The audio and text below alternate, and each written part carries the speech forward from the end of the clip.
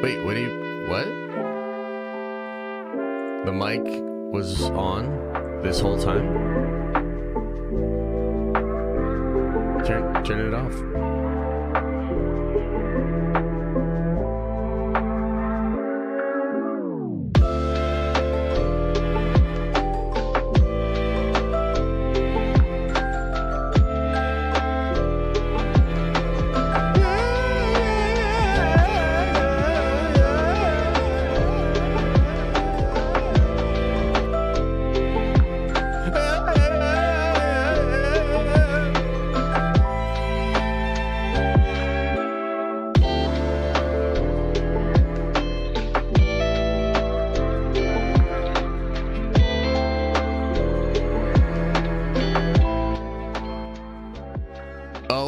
David, that's awesome, man. Congratulations, brother. Hey, congratulations, David. That is sick, man. Says my son is here and he's perfect. That's awesome. Hey, how does the audio and everything? Does it sound okay? Everything sound okay? Are we okay? Sounds weird on my end, man. Liam comes in here sometimes and like hits the friggin' sounds good? All right. Hey, yeah. Get some congratulations in the chat. For David. For Monsieur David. What's up, everybody? Hope you guys had a good ass weekend. Would love to know more about your weekend. What'd you do? Did you have some fun? Did you play some games? What did the weekend bring for you, chat? I had a pretty chill one, pretty relaxing. Just kind of hanging out. Legion over on Twitter says good. Liam is the new CEO of Nerd Tower. I mean, he definitely... Whoa.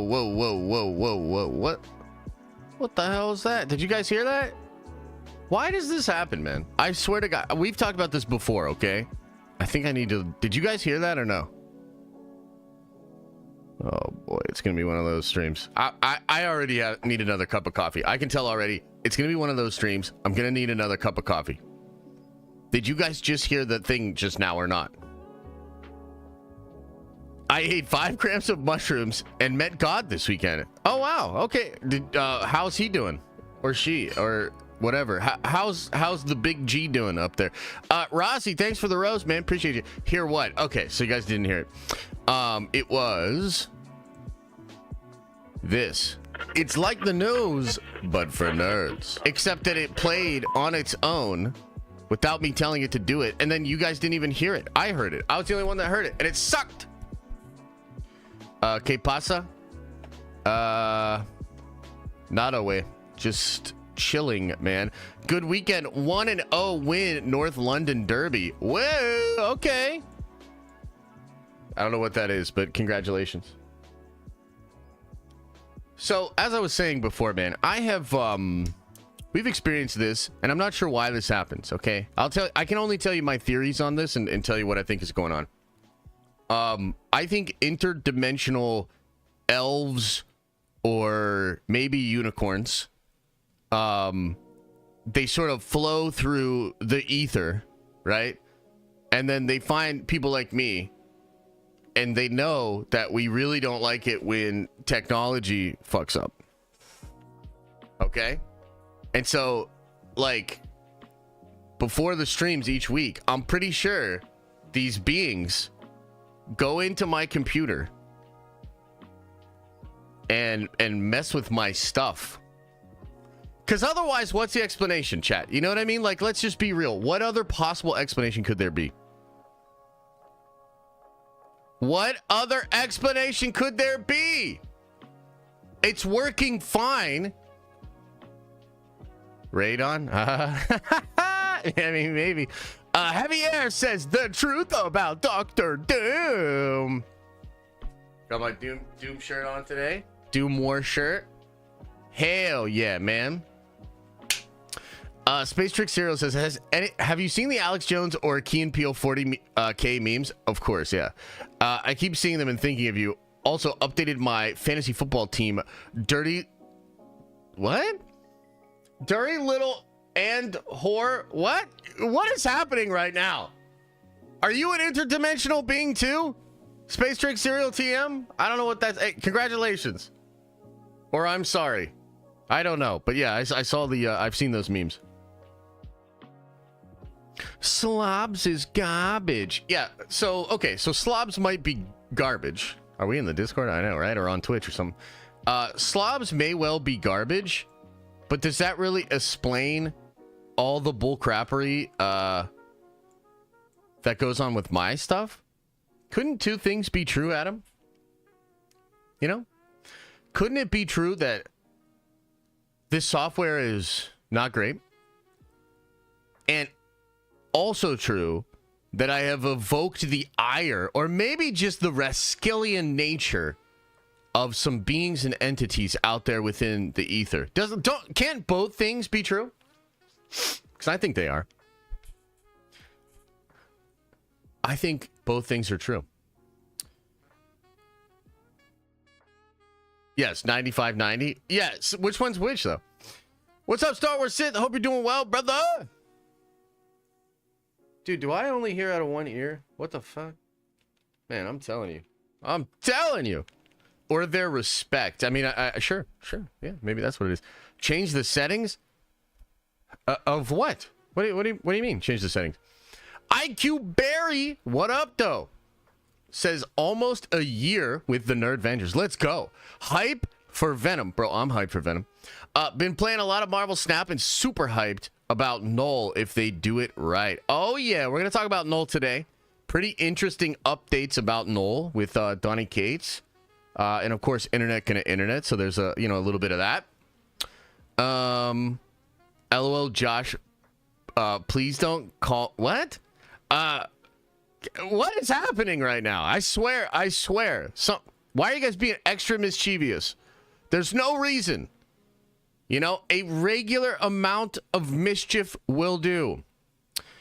When's the next Diamond Lounge? I have a high expectation for this prestigious club, LOL. Can't wait. Well, it feels like we're in a Diamond Lounge right now. Actually, to be honest. Oh, yeah, the likes are lacking. I got to put the poll up, don't I? Yeah, for some reason, this actually does get people to like it.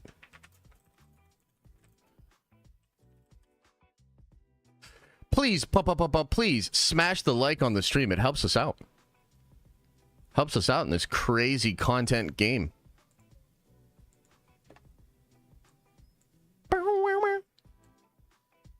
You know? Drop a like for Papa. Hey, drop a like for Papa. Way? Este way? No, wait, what? What are you talking about? No, when I was in a, way is like slang for dude. I didn't think I ever eat. Wait, what? Oh man, we're holding on by a thread here. I've never voted yes on this poll. Oh, okay, all right. Yeah, you are behaving yourself. Yeah, how about those Steelers? W. I watched most of the game. It's pretty cool. Went out to my dad's. Checked it out. Liam had his Steelers shirt on. It was pretty cool. Smash, where's your coffee? Well, I have a coffee right here, although it is getting low, so I might have to get another one. Ban chat, Josh? It's spelled way? Yeah, no, it's not. Not by me. Yeah, how are you feeling, Cowboys fans? What's their record? Are they 0-2? Explain to me how a team has 3 touchdowns and the other team has none, and we still lose, dog. How the fuck, man? I mean, it's sports ball, you know? Bianca, what's up? Haven't trained the kids to fetch coffee yet? Well, Elisa and Liam are out. They're out doing some stuff. Justin Fields needs to keep that job. He's doing all right.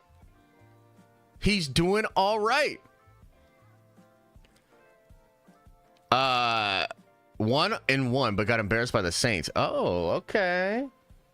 Okay. Dude, I'm telling you right now, there's something off. Something is off with this audio. You guys are going to think I'm fucking crazy. I mean, you probably already do, but I'm telling yous. Hey, I'm telling yous, there is something wrong with this audio here. Yous don't want to believe me, but I'm telling yous.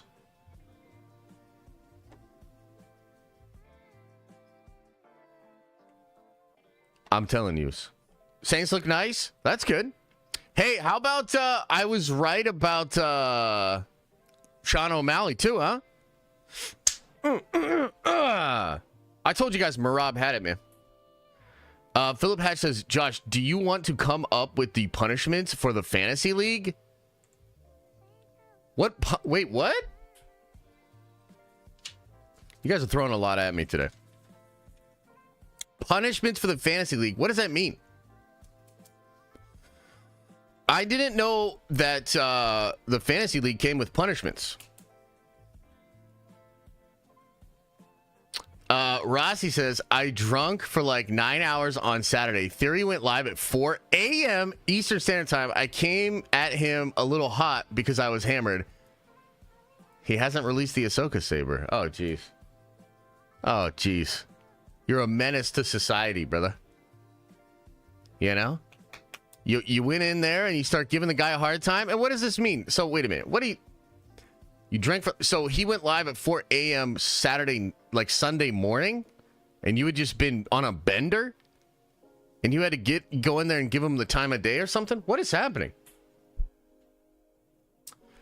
The sphere was titties. The sphere was pretty cool. The sphere was cool.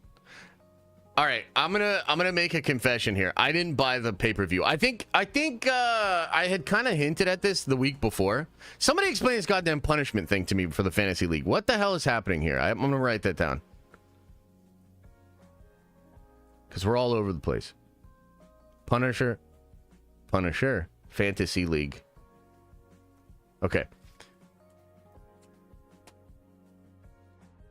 The loser of the league has to do a punishment usually. So like last place, is that what you mean?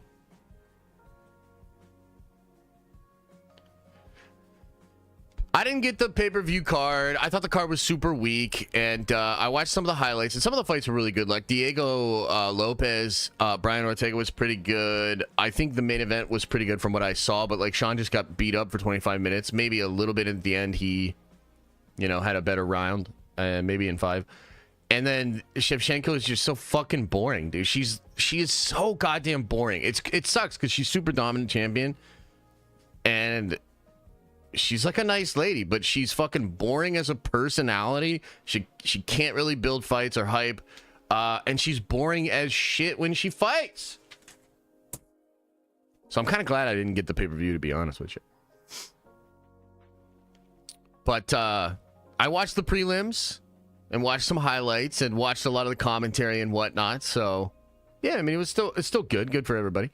AJ, what up, brother? Says, what's up, Josh? Today is my sister Alex's B-Day. Could you give her a shout out and some wisdom as she turns 19? She needs her day brightened up a bit. Okay, yeah, absolutely. First of all, Alex, happy birthday. 19 years old, young adult. Interesting time in your life. Probably a lot of changes coming in the next couple of years. Brighten your day. I'll tell you a Zen story to brighten your day.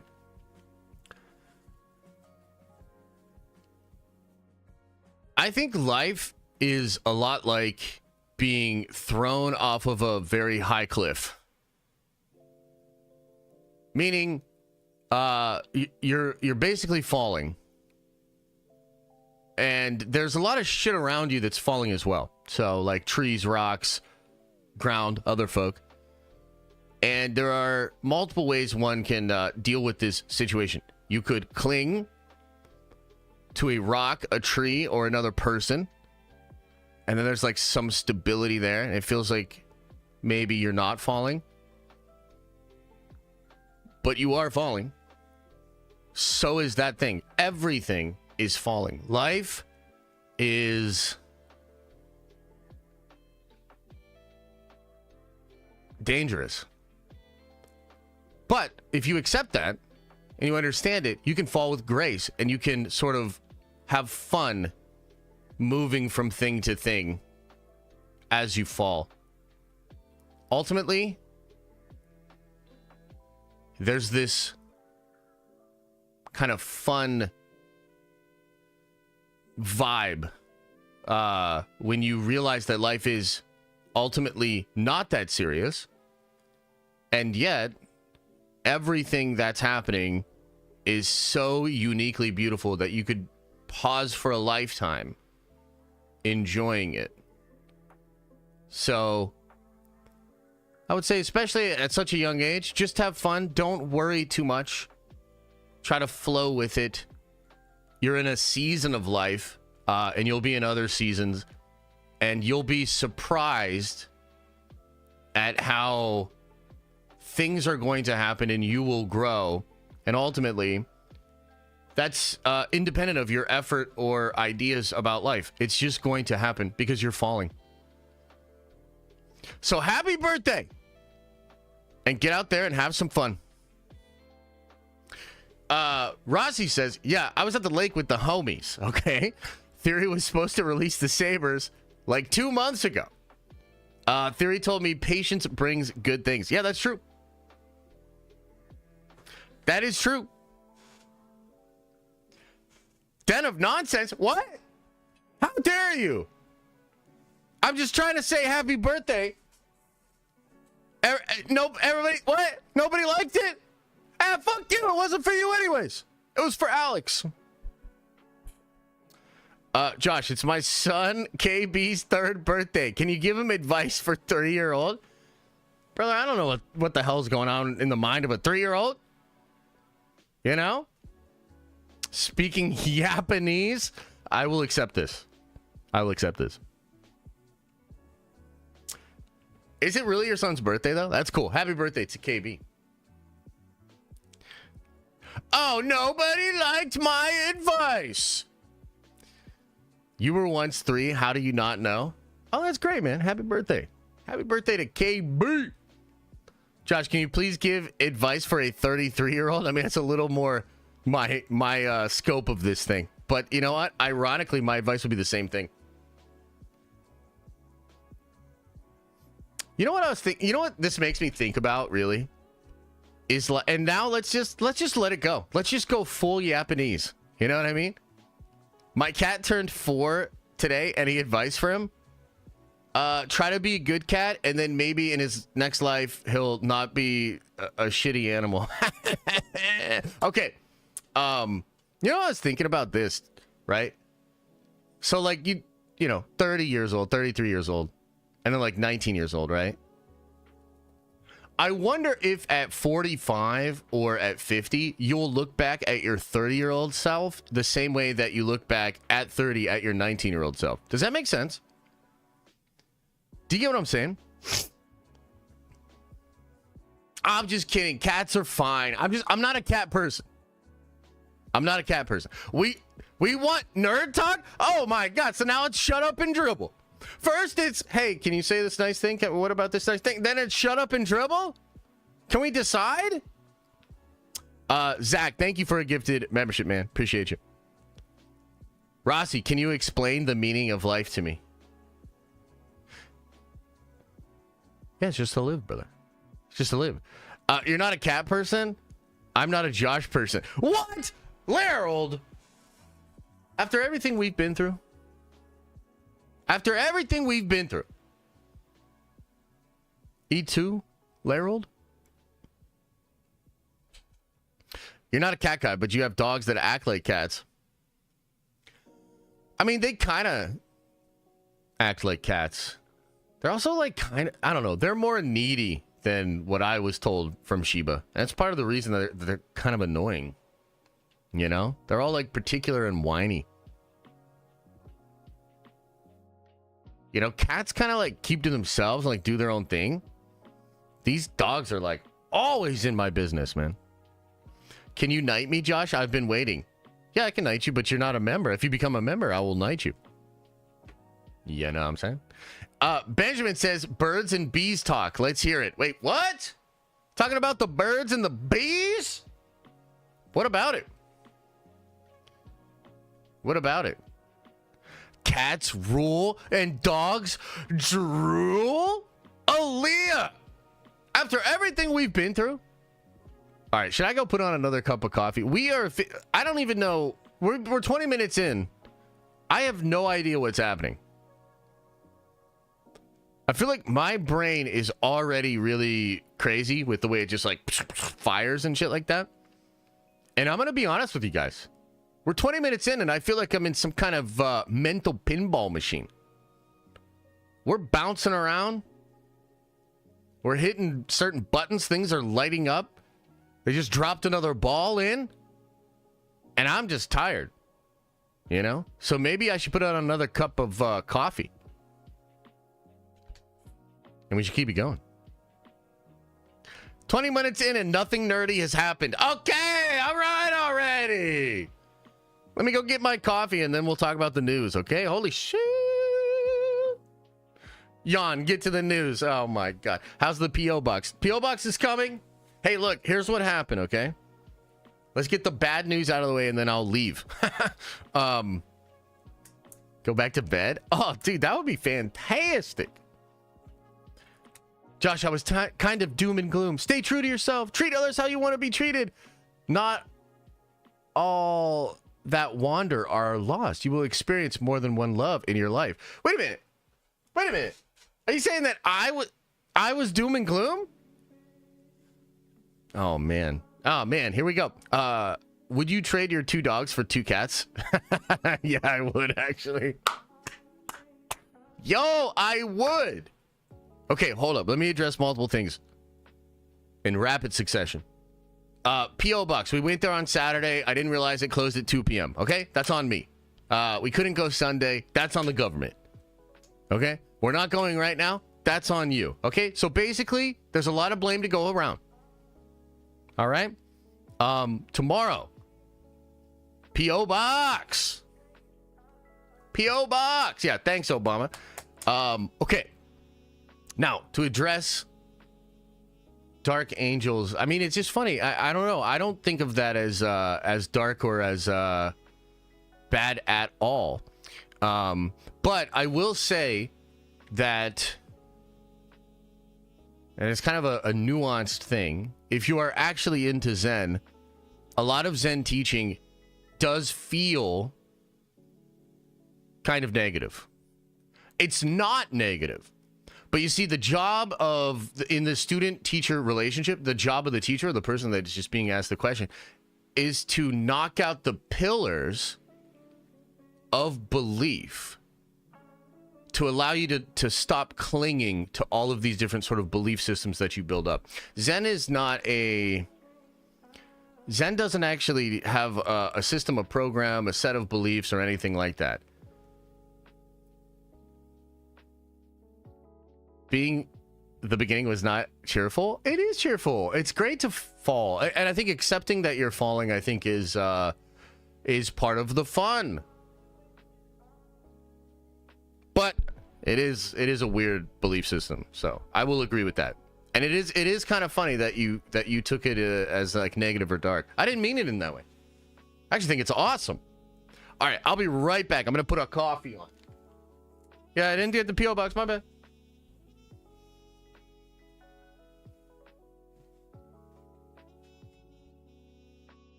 Den of cakes? What the fuck?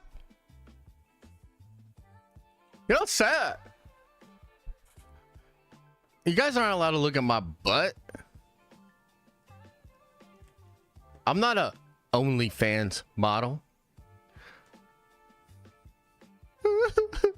I'm more than a piece of meat. Remember, Justin loves Sabine's ass. I don't know what that means, but I like Little Debbie's. I'm okay with Little Debbie's.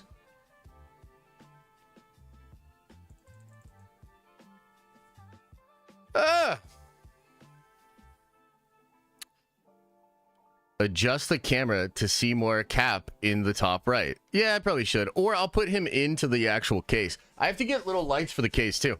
I like your Little Debbie's, Josh. You're not allowed to say that. They are not Little Debbie's. I've seen Google pictures. I don't know what that means, but send me the link. I have no idea what you're talking about, but I'm going to need to see that myself. I got a Zin in the Den of Zin. You're hooked on watching Warhammer? That's sick, dude. That's sick. Corey says, yo, brother, any advice for a perpetually skinny dude who's finally locking in on the gym? Appreciate you in the Nerd Avengers. Perpetually skinny dude. So that means, I mean, how old are you, Corey? How old are you, brother? So you probably just have a super fast metabolism, right? Is that what it is? 25? Okay. Yeah, no. You're fine, dude. Trust me, you'll find that it's easier to put on weight as you get a little older. Okay, so think about it this way. What would you do if you wanted to lose weight, right? And most, like, nutritionists would tell you, like, lose the processed foods. Go, like, to more whole foods. So you have to do the opposite. And, protein powder or protein shakes or protein bars, that's actually a highly processed food. Highly processed. And what that means is it's super palatable. You can eat it very easily, and you can eat a lot of it. And it has, it's basically just gonna give you like extra calories and not fill you up. So you gotta probably put some of that into your diet. I would also say, depending on what cardio you do, you might want to start doing very like sort of low impact cardio over a long period of time. If you're like getting your heart rate up in like 160, 170 or even higher, and you're doing like high intensity training, that actually does draw a lot from the muscles, right? So you might want to do long periods of like walking as your cardio. Yeah. That's just my advice, but I would also say, man, there's a ton of resources like all over the internet for you, you know? So yeah, go out there and talk to, you know, some other professionals, watch some other YouTubers. But I think that's kind of the basic idea. Always hover between weight and overweight. I'm sad the answer is less bread. I love bread. So every few days versus each day. Yeah. I would also tell you, and this is something that I'm kind of working on too, because I need to lose weight. Let me go get my coffee and then we'll talk more about this, okay? Don't look at my butt!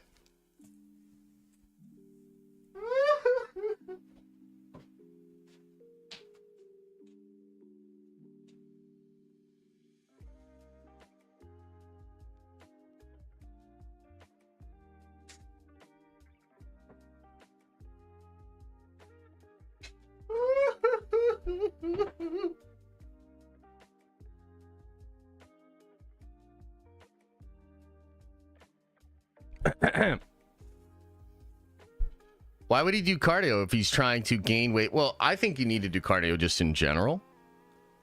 And it's good to keep the body moving. So one of the things that I'm kind of trying to do is just be way more active in general. I live this sedentary lifestyle. Does anybody know what that means? Yo, Brian, do you guys remember? It's funny you say that. I used to drink 2 large cold brews each stream. Do you guys remember that? How is that even possible? That's 64 ounces of cold brew every morning. Do you guys remember that shit?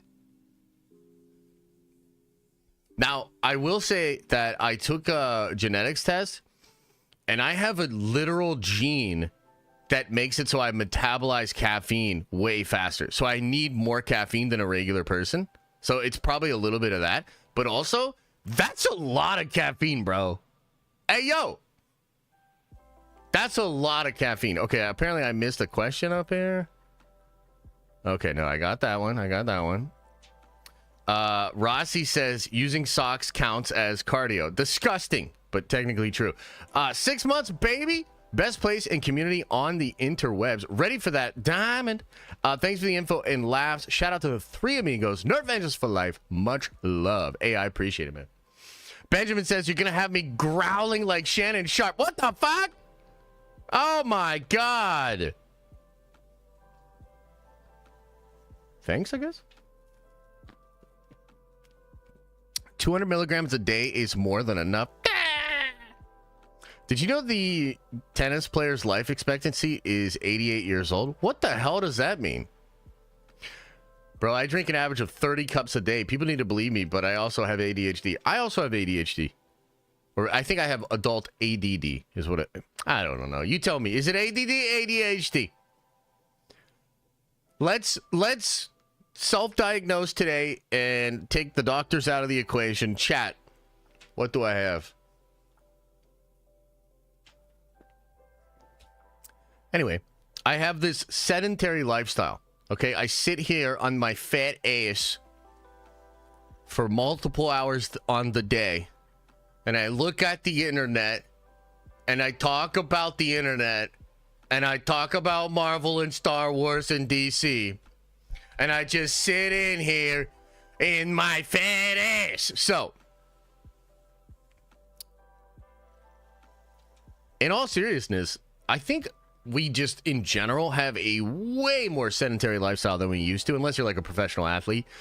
So most people just stop moving, bro.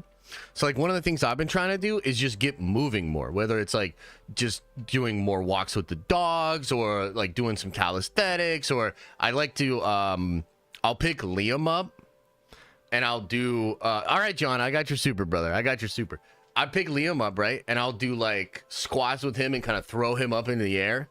You know, and just trying to do stuff like that, like all throughout the day, just being way more active. That's so good for you.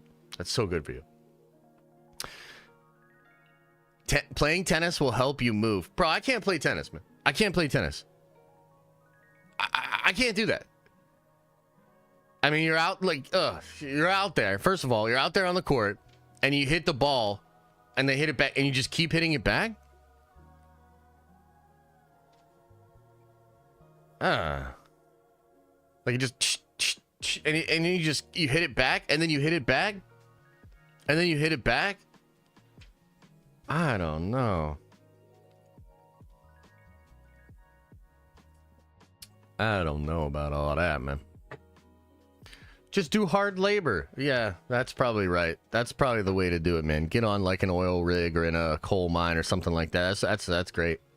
Okay, let me find, let me just get John's super chat and then we're going to get into the news.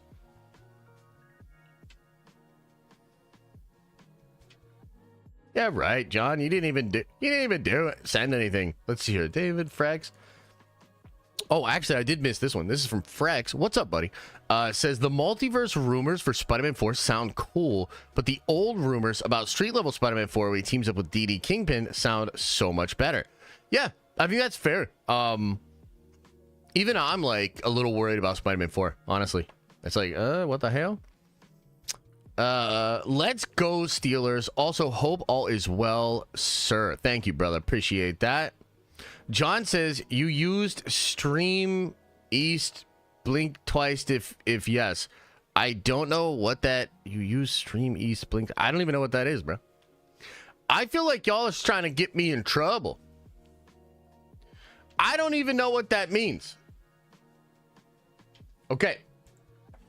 Should we get into the news? Also, I'm not reading Twitch chat right now. They're probably mad. Probably saying some crazy shit. Yapper syndrome. Ain't nothing. Joey Diaz is the voice in my head. Oh, okay. Tennis is so fun. It's a lot more fun than watching. Okay, I can see that. I could see that, actually. Yeah, I could see that. I could see that shit. Okay. Shall we get into the news, ladies and gentle beings? Shall we get into the news? Let's begin with this story. Oh, what the fuck? God damn it. Oh, what the fuck? Oh, man. What the fucking fuckity fuck? Hang on. Everybody relax. I definitely had... That one's not on the interdimensional beings and shit. That one's on me. Yep. That one's on me. Okay. As I was saying. So we got some interesting news here for you all. Null, the symbiote god, teased in the most recent Venom 3 trailer. Insiders talking about how maybe Null's going to be involved in Spider-Man 4 too. It's crazy. Definitely been a whole thing. Well, alongside this, there's also been this sort of other story with regards to Donny Cates and Ryan Stegman, the creators of Null. Now, I told you guys that when the first trailer came out, I did not think Null was in this trailer or in this movie at all. I was like, don't think so. And we had the people come into chat and talk about Null, and then I saw Ryan Stegman talking about Null, and I was like, yo, I think this Null thing could actually be a possibility here, okay? Hang on, I'm going to sneeze. So that takes us to this, and I want to kind of just go over what's been happening, because some interesting stuff happened over the weekend, a lot of discussion about this, and I want to get your take on this. So it kind of starts right here with this tweet. You have Donny Cates kind of talking about, and this I believe was before, what time was this one done? 11:30. Okay, so no, he did, this was the day the trailer released, I believe. Wait a gosh dang second there. Oh yeah, that, okay. So, you had Donny Cates talking about this, and he made this post here. Which is just like money, right? And supposed to be said like that. A lot of people read into this, and there were even articles talking about how the creator of Null didn't know that Null was going to be in Venom 3, and so they're cheekily asking for more money. Did you guys see these articles? That, I mean, I don't know, man. I mean, I know journalism is dead, and I know, you know, where it's all just internet Thunderdome. We're just all about clicks and shit these days. But, like, that's not at all the takeaway I have from this tweet or anything like that. I was like, that's really, really weird. So, then Donny Cates gets this from Nexus Point News. Now, I actually like Nexus Point News. I didn't think that this came from Nexus Point News. Other people were sharing a different account. Oh, it is that account. So, okay, so it is bullshit. Okay, anyways. So, that account had 156 followers. Now, it actually makes a little bit more sense as to why, like, Ryan Airy would have shared that, though, because I think it was pretending to be Nexus Point News. Anyway, so, you have Cates talking about this. Look at this. He shares Coy's video about this. Okay, now he tagged Stegman and Donny Cates in this, right? And that's pretty cool. But this is where things get a little bit more interesting. This is where the actual news comes in. So Donny says here, okay, bottom line. Well, let me adjust this a little bit here so you can see it a little bit better. Or I guess I could just do that. Okay, bottom line. I turned 40 today, and there's a movie being made where a character that Ryan Stegman and I created is fighting a character Todd McFarlane created. And guess what? Everything else aside, nothing is going to rob me of thinking that's fucking rad. So that was already pretty interesting. You know, I'm sure Donny was chiming in on other things. I think Stegman was having his own kind of conversations out there. And again, I think the narrative online was talking about, you know, how they were asking for more money. They maybe didn't know, etc., etc. Okay, so he tweets this. Also, I've been talking with Sony, and I read a script for Venom: The Last Dance. And I'll say this. It is so much bigger and so much more ambitious than you can imagine. And, Null. Holy shit. That's how you treat a king. Happy birthday to me. See you at New York Comic Con. Now, this changes things, okay, for a couple of different reasons. Number one, I think it makes the money situation kind of feel like it was blown out of proportion. Number two, I think it indicates that they definitely knew about Null. So I almost feel like he's subtweeting some of the articles that were out there, right? Although I don't know for sure. But let's just take a look at what he says. Also, I've been talking with Sony. I've been talking with Sony. And I read a script, maybe not the script, maybe not the finalized script, but to me this kind of indicates maybe earlier on in production. He read a script for Venom: The Last Dance. He's saying it's so much bigger and so much more ambitious than you can imagine, and Null. Now,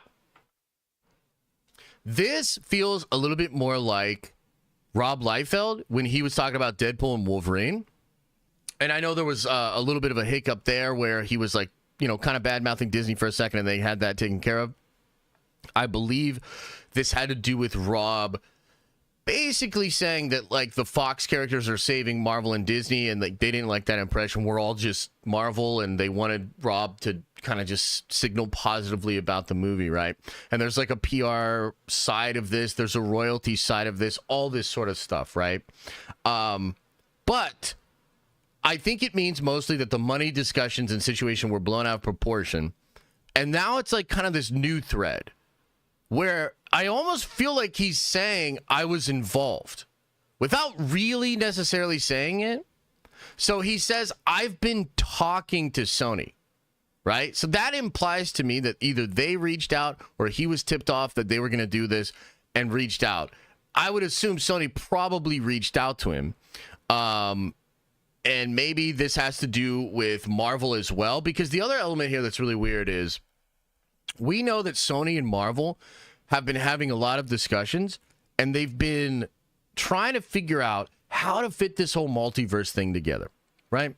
Tom Holland Spider-Man, at one time they were going to do this crazy street level thing with Kingpin and all that, and we heard reports from insiders that, like, Sony wasn't about that life. Sony wanted to go big. Sony wanted to go multiversal. We also heard these stories about, like, Kang working with Miguel O'Hara and, like, the connection possibly going down that way, and then that was scrapped and, you know, left behind. So Null is potentially also a villain that has Kevin Feige and Marvel Studios involved. Okay.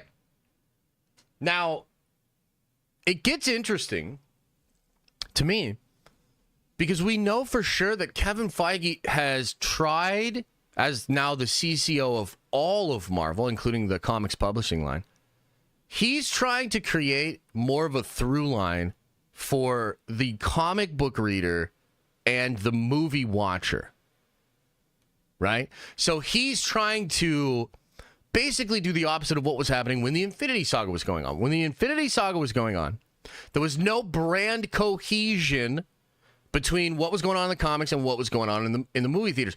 Partially on purpose, because Ike Perlmutter was so fucking mad at Kevin that he didn't want to do anything to try to support the movies, which is such a stupid, foolish thing to do. But it essentially led to a point where you went to the movies and you saw Steve Rogers as Captain America. You saw Tony Stark as Iron Man. You saw Natasha Romanoff as Black Widow. You saw Thor, Odinson as Thor. And then you go into the comic shop and Steve's not Captain America. Tony's not Iron Man. Thor's not Thor. And so on and so on. Okay?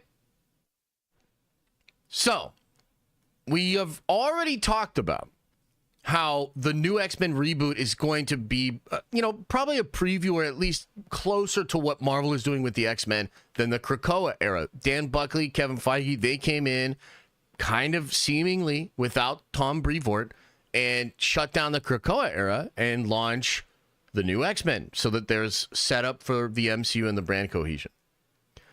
Well, Null has been one of the dopest things in Marvel Comics, I would say, in the last 10 years.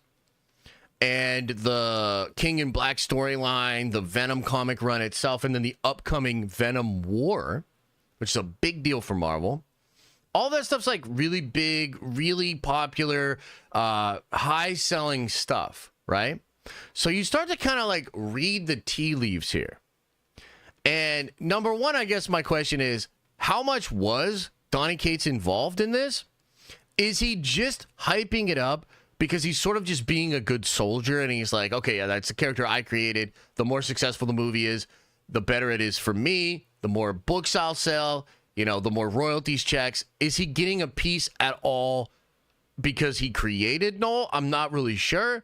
I don't know how that deal works. I'm not really sure. But I personally went from thinking like, okay, well, Sony gonna Sony, and they're doing Null, and they're setting him up in the third movie of a trilogy, and then they're gonna like pay that off slowly. And I'm like, okay, well, Null's awesome, and if they take their time and whatever, that would be really cool. To now all of a sudden it's like, okay, but Cates is involved. He's literally saying that it's bigger and more ambitious than you can imagine. That seems like multiverse. It seems like he's suggesting that it could go to Marvel, Tom Holland, all that sort of stuff. Only to those that are really in the know would it feel like that. But consider everything we've been talking about for the past week, right? This feels like a big fucking deal to me. It also makes me think that, like, yes, Ryan Stegman knew about Null back then. Remember, a lot of you guys said, and I think Stegman himself said he did not know that Null was going to be in the movie. I just don't believe that. You know what I mean? Like, I personally don't believe that. You think he doesn't talk to Donny? You think Donny didn't tell him a year ago, a month ago, however long ago, that Null was going to be in the movie, especially if it's a really big fucking deal for Sony and for Marvel? I would hope if I were Sony and Marvel, right, I would hope that Donny would want to give some advice and try to help craft how this character is going to show up, or at least just give you some kind of input, because the dude literally created the character. The lore and the world building around the character have been fascinating and very successful, right? So I would hope that they get at least a little something from Donny. And then also, there's this huge part of me that really would love for, because right now, right, we're talking about like Marvel comics and Marvel movies and the cohesion between them. I mean, it's such a cool idea. I like where his head's at with that. But if you really want this thing to work well, I think you need to give a really nice royalties deal to these writers. Because I think you want to take a seemingly or possible negative situation, or at least something that's it's kind of messy, right? We've talked about this in the past, but from a corporation's perspective, any additional cost for a thing is just bad, and they're like very like reflexively against that. So they don't necessarily want to do right by all of these artists, creators, and writers and people from the past. I think that's just how business entities operate. Like when you consider how they think of things, that's how they're going to think of things. But I would tell you, from as a consumer and a big fan, and also like, I kind of like study this, so I'm kind of like a pundit in some way or a commentator. I think you could actually turn this into a benefit for you if you cut a really, really nice royalties thing. Like, so like imagine instead of this ambiguous conversation of like, hey, are they getting paid? Did he actually help? Like, what the hell? Like, what if Donny Cates goes to New York Comic Con and says, oh, dude, hell yeah. Marvel's taking care of me. They wanted advice on Null. As the guy that created Null, I'm here to tell you, comic book fans, that this is going to be fucking incredible, and I'm really happy with what they're doing. Oh, and by the way, it's going to make more people read these books, which I'm working on this new Venom thing, and go check it out at Marvel Comics. Like, you want it to feel good. I think there's a PR opportunity there, as opposed to like something that you want to kind of dance around, you know, hide and act kind of suspect about because it is an additional cost. So I don't know, man. I personally think this is a really interesting development. I had thought that Cates was not involved at all. And I think that was the impression that a lot of people got, just because of, you know, some of the stories we've heard with Marvel Studios and the writers and this, that, second, and third, but also like Sony, bro. Like, it's Sony. I just don't expect a studio like Sony to be approaching somebody like Cates and working with him in any way, shape, or form. Like, I would expect Sony to have that come up in a boardroom meeting where they're like, we have access to this character, he sold this many comics, and so we're going to pit him against Venom, and it's all just like this corporate goobly glob bullshit decision. It appears that there's more than that going on, and I like the fact that Donny Cates is involved. I like the fact that he talked to Sony, that he read a script, and that he's out here being excited about the movie. Null is a huge fucking deal, dude. Like, this is a big, big, big character. A character that I've wanted to see in live action for a long, long time. And Sony and Marvel doing this character is huge. And I guess I'm just wondering, is any of this doing it for you? Is any of this convincing you or getting you more excited or more open to the possibilities of Null being sick as hell in Venom: The Last Dance, and then sick as hell as a villain in the multiverse, perhaps in Spider-Man 4, perhaps in other things? That's the big question, guys. So that's the first bit of news there. I'd love to know what you think of that. Chat! Will there be a new J. Jonah Jameson? I think it's probably going to be the same. I think it's going to be the same guy. I think they're going to try to get J.K. Simmons to do as many cameos as J.J. as possible. Ross says, yes, I'm super excited. Fuck it up, they will, says Kendall. Yeah, but no, Meng. Okay, but here's the thing, guys. So you're telling me this does nothing for you? Like, Donny Cates is involved. Donny Cates is saying it's epic, bigger and more ambitious than you could think, you could imagine. Like, none of that? That's not doing anything for you? More excited, but still skeptical. Okay, that's fair. Until proven otherwise, it does nothing. Oh, shit. The cope for Venom is strong. Well, let me just say this too about Venom. Because here's like the other thing. You know, you freaking guys. Venom is going to save us from the potential Agatha discourse. Do you understand that? Guys, we have 2 Marvel projects coming out in October. Okay? One of them is Agatha, whatever, who gives a shit, god damn it. One is Venom: The Last Dance with Null, the symbiote god.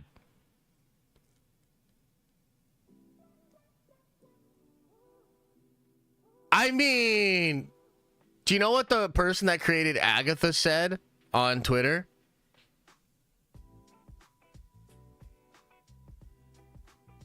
Yeah, I don't know either, because I don't even know who invented Agatha, because who gives a goddamn shit about Agatha?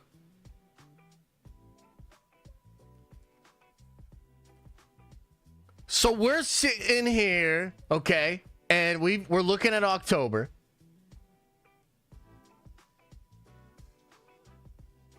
I guess Agatha does come out earlier. It does come out this Wednesday. So I guess it's before October. But it's going to go into October, doesn't it? The point is, guys, sometimes you got to read the terrain. Stanley and Jack Kirby created Agatha. Who the fuck are those guys? You know what I mean? Like, Jesus. Sometimes you got to read the terrain. And you got to realize that, like, is Venom 3 the hero we want? No. But it might be the hero we deserve. And it might be the hero that saves us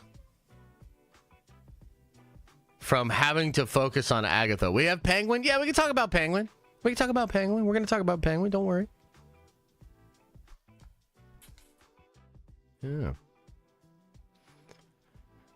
Venom 2 is so bad I walked out. Wait until I hear good things for Venom 3. Venom 2? You walked out of Venom 2? What part did you walk out at? I mean, Venom 2 is a step down from Venom 1, but I thought it was pretty fun. I thought it was cool.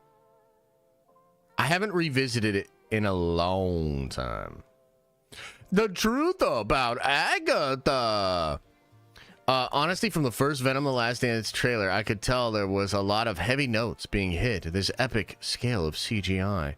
So it's all starting to make sense that Null is the bigger plan. Oh, I see. Did Penguin drop? No, it drops on Thursday, I think. I believe. I'll read your mom's terrain. What the fuck?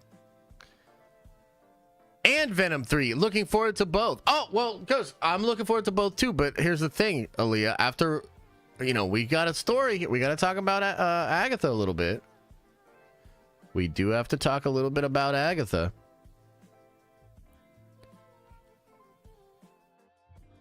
And I don't know. I guess I'm curious how excited you still are about it after we have this conversation.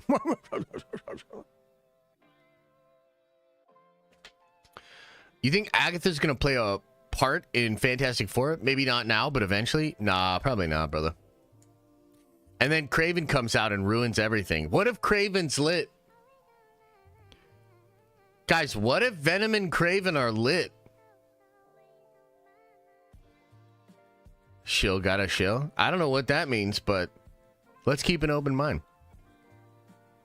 It's Campia's most hyped show. I did watch a video that Campia did about it. Actually, he inspired my segment.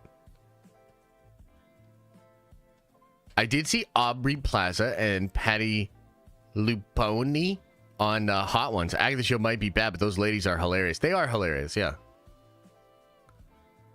What if I get $1 billion tomorrow? I mean, how much of that are you going to spend on Venom and Sony? You know? You going to buy us all tickets? It's actually not anymore because they hard holding the review embargo. Yeah, that's part of what we're going to talk about. Campy is so lefty, is he? Unblocked me? What? How?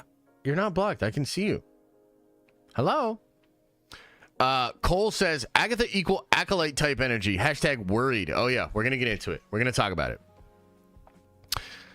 So before we get into the Agatha stuff, I would love to ask about this on the polls here.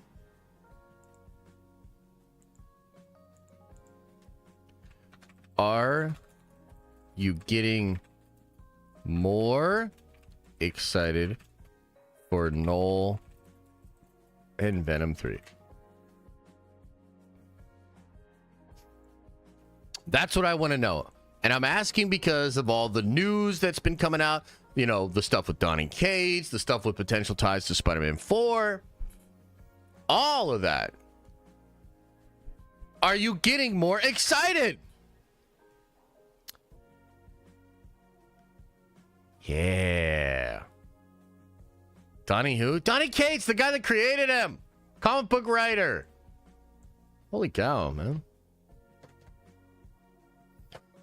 The Exodus says, any post-credit scenes that ties Kraven to Venom? Man, I gotta tell you, I heard what the Kraven post-credit scene was a long time ago. I really hope they changed it. I really hope they changed it. What about Ryan Stegman? Yeah, he's the co-creator too. Yep. Yeah, we talked about it on the segment, man. I hope they changed that. I hope they changed that post-credit scene. I'm telling you. I'll tell you what. What was it? Okay. This is not what it is, but it's surprisingly close to this. Kraven walks into a room and he says, I'm Kraven, more hunting. And then on a board is Morbius.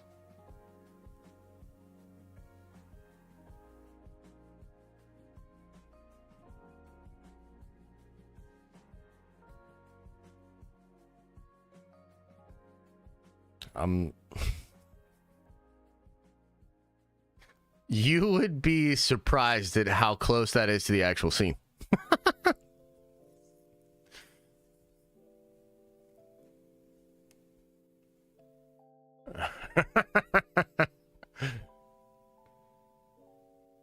Yeah. What's gonna flop more, Kraven or Agatha? Ooh, unfortunately, I think it's gonna be Agatha. Unfortunately, I think it's gonna be Agatha. Look at that. 60% of people say yes.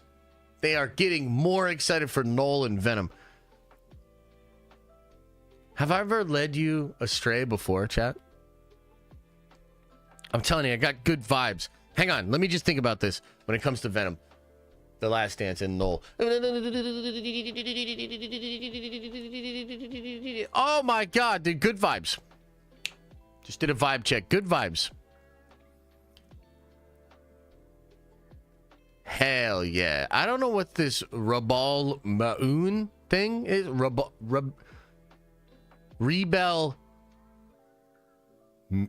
Moon? I don't know what that is, but stop bringing it up. Radon. Yeah, totally Radon. Okay, take a sip of coffee and then let's get into Agatha.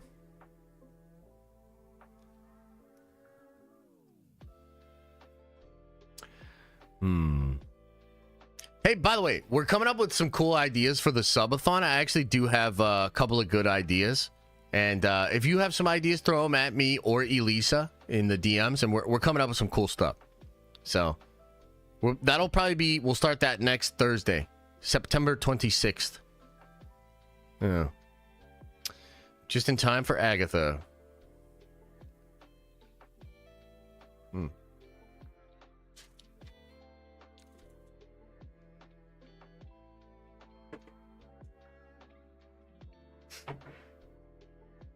Grown men in the chat crying. What's wrong with that? Grown men aren't supposed to show their emotion? What are you, Pablo Hidalgo over there? Feelings aren't for sharing or some shit like that?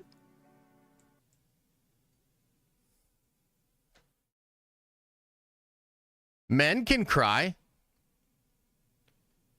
I've cried before. You know?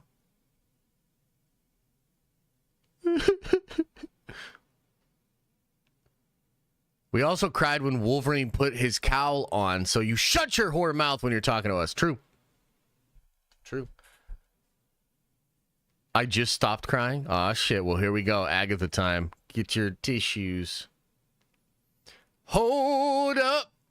Wait a minute. Larold says, we need a Radon villain. Superpower was farting out Radon and giving people cancer. Then the hero uses socks to defeat them. Thanks for 30 months. Hey, thank you, brother. What an incredible pitch you just had, too. Definitely great idea there. Okay, ladies and gentlemen, let's talk about Agatha. All Along, I think that's the name of the show now. They did some cheeky changing of the names over the last couple of years. and got some troubling news, got some troubling updates for you about Agatha. Now, I will say we're going to try to be super nuanced. We're going to try to be super fair about this. And also, my wife is forcing me to watch the show. So we'll be watching the show. And even if I think it's really, really bad, even if I think it's really, really cringe, I will cover that maybe in a video, maybe in a stream. But we're going to try to be chill about this, okay? Now, I have two kind of crazy thoughts about this show. And one of them is that I unfortunately think, and I'd love to know your thoughts on this too, chat. I unfortunately think that the Acolyte has set Agatha up for failure. Okay? I do think that is true. The other thought, which we will get to later on, is that Marvel has done enough, I think, to make it so even if Agatha is exactly the show we think it's all going to be, and it is IUS, it doesn't necessarily shake my belief in Marvel. There's been enough distance between whatever the fuck this production is and what they're trying to do with the rest of their movies and shows that I don't think it's a make or break thing. I don't think it's going to do as much damage as The Acolyte did. So we'll get into both of those thoughts. So why do I think that The Acolyte set Agatha up for a bad time? I mean, I'm sure you might have some thoughts in chat, so feel free to let me know. But I will say that they both happen to have witches in them. Kind of interesting. And, you know, there was a time where, you know, we thought more about programming and fatigue. So if everybody's making the witch show, maybe we don't make the witch show just because, like, the audience might get a little fatigued of that, okay? And I think that could be the nice way to say that we might be sick of these fucking witches, you know what I mean? So you got the witch thing. On top of that, and I don't know the best way to say this. You tell me the best way to say this so that I don't get canceled. But it seems sort of like, I don't know, LGBT coded, or like it feels like the show is specifically targeting, at the very least, a lot of fans that are LGBT or people that like that kind of stuff. Okay, so you tell me the best way to say that so that I don't get canceled. That's kind of weird that both of these shows have those elements in common. Do you know what I'm saying? Like, they literally both have those things in common. Now, I would say that just from my perspective as a fan, I would say that Agatha has not been marketed nearly as poorly as The Acolyte was. The Acolyte was like, we're going to act like literally before this show, there was no representation in any way, shape, or form. And in fact, the most basic-ass white dude of all time played every single character in every single movie and show. That's kind of the energy that Acolyte had.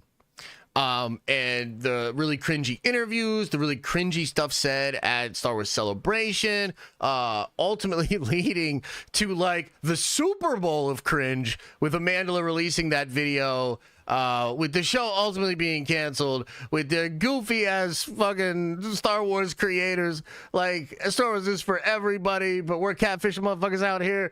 Like, dude, the perfect storm of cringe that happened with The Acolyte has thus far been avoided by Marvel Studios.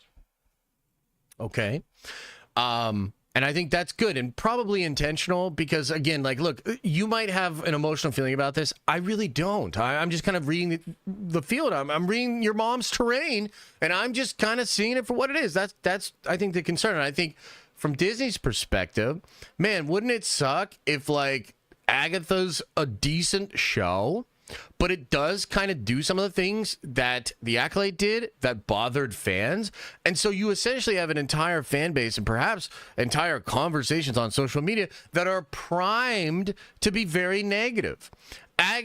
the Acolyte has literally set the table for these discussions to be incredibly toxic and divisive, and for the show itself to be attacked from all the same angles. I mean, if you were an anti-woke grifting YouTuber, which, you know, I mean, honestly, God bless you. Like, I don't really give a fuck if that's how you make your bread. But if you're one of those people, you're licking your fucking chops. You're getting your napkin tucked into your fancy shirt. You're gonna go have a vacation after the run of Agatha, if it is anywhere near as divisive as the Acolyte. So this show comes out this week, okay? And I think myself, and I think many people in our community, are actually just trying to see what the show's about. I have my concerns. Some of you have your concerns. Some of you have your anticipations. You know, you're excited about it. It is the same showrunner as WandaVision. That is cool. I mostly like WandaVision. I thought the ending was ass, but mostly like WandaVision. I think some of the talent's really interesting. I like Aubrey Plaza. Catherine Hahn is a legend. That's kind of where it stops for me. I don't really know who else is in the show, and they don't really have a pedigree or have done things that are in my vortex or orbit, right? So that's pretty much all I can say about that. But it's not as though the show has nothing going for it. Potential, you know, connections to magic and technology and Wanda, the supernatural side of Marvel. There's a lot of potential here. But again, I do think that the Acolyte has sort of put Agatha in a really awkward, horrible position. Now, for many of us that are just trying to see if the show's going to be good, unfortunately, this week, we have some really bad signs that show that Marvel is either taking a completely new strategy or they are not confident in this show. So, press has the first 4 episodes right now. The social media embargo for the show drops tonight. So tonight we will get our sort of first reviews, the social media versions of those reviews. Okay? And that'll go on, you know, tonight and into tomorrow. Unfortunately, the actual review embargo does not lift until the show comes out. Literally, right as the show comes out, the review embargo lifts. Now, that is not a good sign. Usually, if that's happening, it means the studio has like no confidence in the project whatsoever. And, you know, I saw Campia talking about this. He brought up this really good point. The Penguin. We all know that the Penguin has incredible reviews. That's the whole story. The story on the Penguin, to me, has been kind of interesting because I was like, I'm not interested at all. The trailer came out. I was like, I'm a little interested. That was way better than I thought. But still, it's a Penguin show. All of a sudden, it's getting glowing reviews, and we've known about this for like over a week. The reviews are crazy. That's what would happen if you were really confident in a project. You would release the review embargo early to build the narrative and to give plenty of time for that information to get out there that the show was good. Now, here's the thing.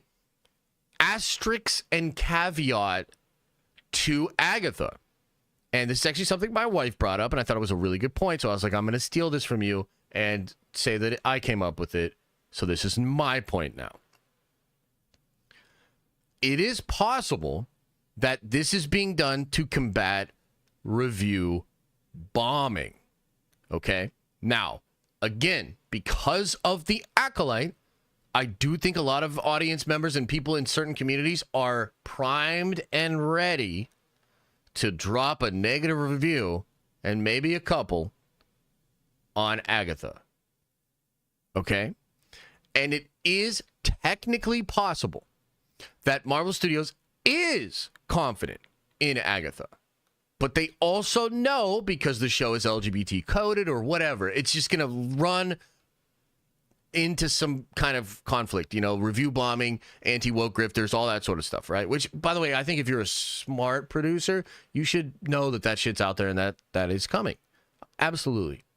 So this could be, technically speaking, this could be a change in strategy to try to combat the optics of review bombing. Okay, so I want to put it out there. I also want to say the show could be good. It absolutely could be good. And I'm open to it being good. And in fact, if you think back to the accolade, I actually liked the first 2 episodes. Do you guys remember? I did a stream and I was like, I liked it. And I kind of made a face like this, like, you know, because I knew everybody was going to be like, ah, you know.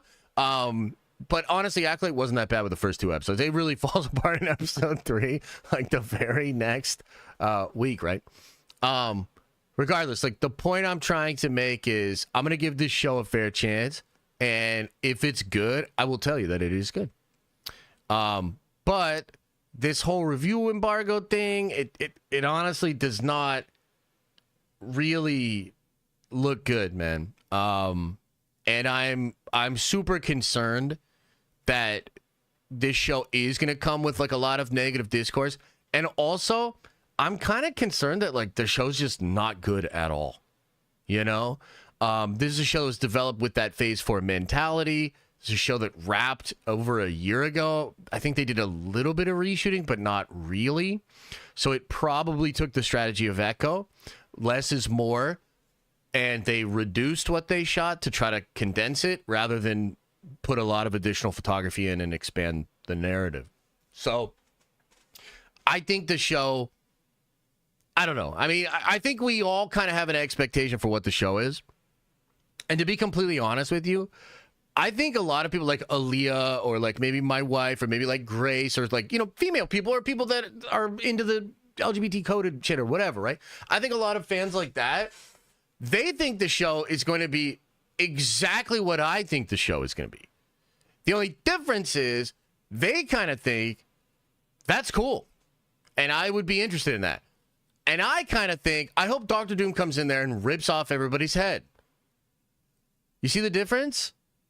It's so weird and ironic. I almost feel like the whole goddamn world knows exactly what Agatha's going to be. And some of us just think that just doesn't sound like that great of a time. And other people think I would be into that. Like, that's kind of what it is. And if that's what happens and the show's like, you know, mid or whatever, I'll tell you it's mid. If it's really good, but maybe just not for most Marvel fans, I'll tell you that. If it's absolute garbage, complete crap, and like, what the fuck, I will tell you that. Now, here's the other point that I talked about, and I truly believe this, and I hope this resonates with you.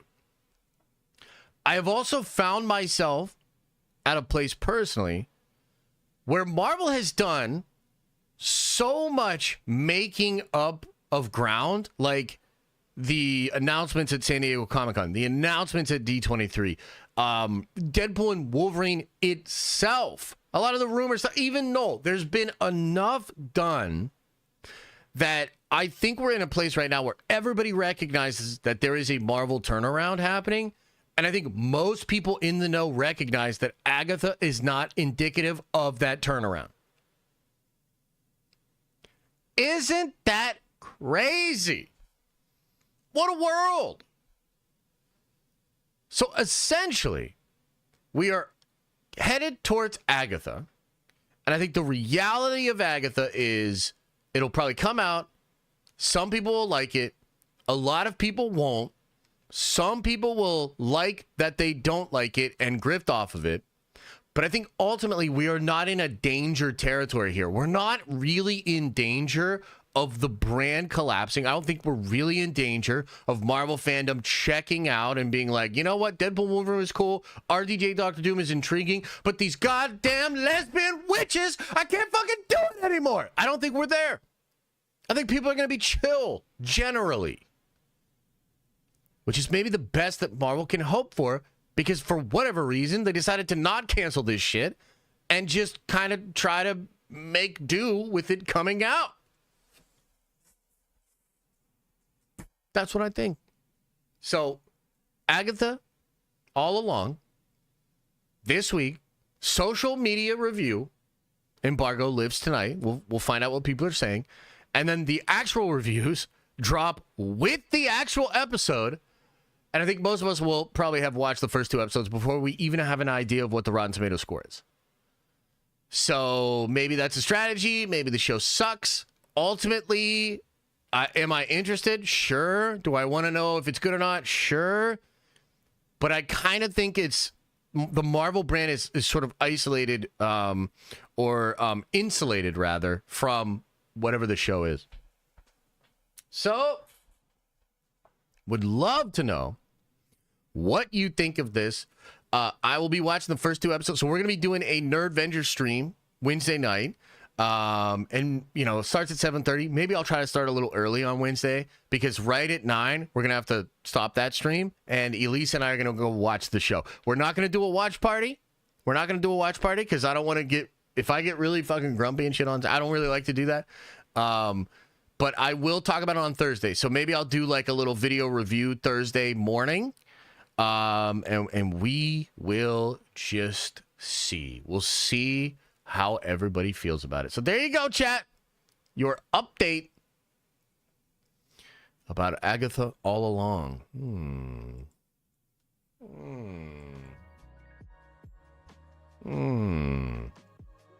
Now let's argue about it for 20 minutes. It would be a great watch party.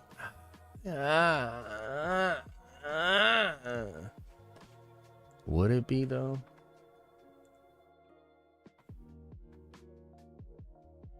Would it be, though? What up, Josh? Just got out of class. What did I miss? You didn't miss much, man. You're good.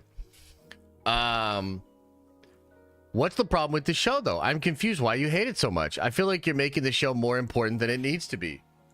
Wait, what do you mean? What's the problem with the show? I'm confused. Well, I mean, was that before? Did you send that message before I just did my whole 15-minute long spiel about it? Or are you asking me in hindsight? Because now I'm getting pissed. Goddamn these lesbian witches. Next South Park episode. I mean, it literally could be. It literally could be that. I'm excited for the new Marvel show, but most of the noise isn't from longtime fans of the MCU. Oh, hindsight, right? Yeah, he probably sent it before I went into my spiel, so it's fine. But what you explained is not even that serious for real. I mean, I don't think it's that serious. It's just preference. Like, what are we talking about here? Like, again, I'm not gonna like fucking. I thought I made myself pretty fucking clear. Okay, I thought I covered all the angles. I thought I explained what was interesting about the situation, the potential pitfalls of the show. You know, I thought I explained. Is this thing on? Is this thing on? Hello? I have a very different take on Agatha. Because of Secret Invasion and Acolyte, I have zero expectations and hype for the connective tissue. I'm actually kind of looking forward to it, weirdly. Oh, there you go. There you go, brother.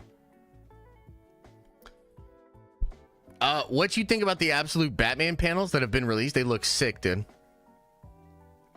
They look sick. I didn't quite understand. What? I pretty much agree with you, yet I think Marvel saw what happened with Lucasfilm and Acolyte and learned from it. Plus, this is around Halloween. Better for which themes? Yeah, it seems like, again, and I said this in the segment, but I do feel, though, that they are being better with the marketing, you know?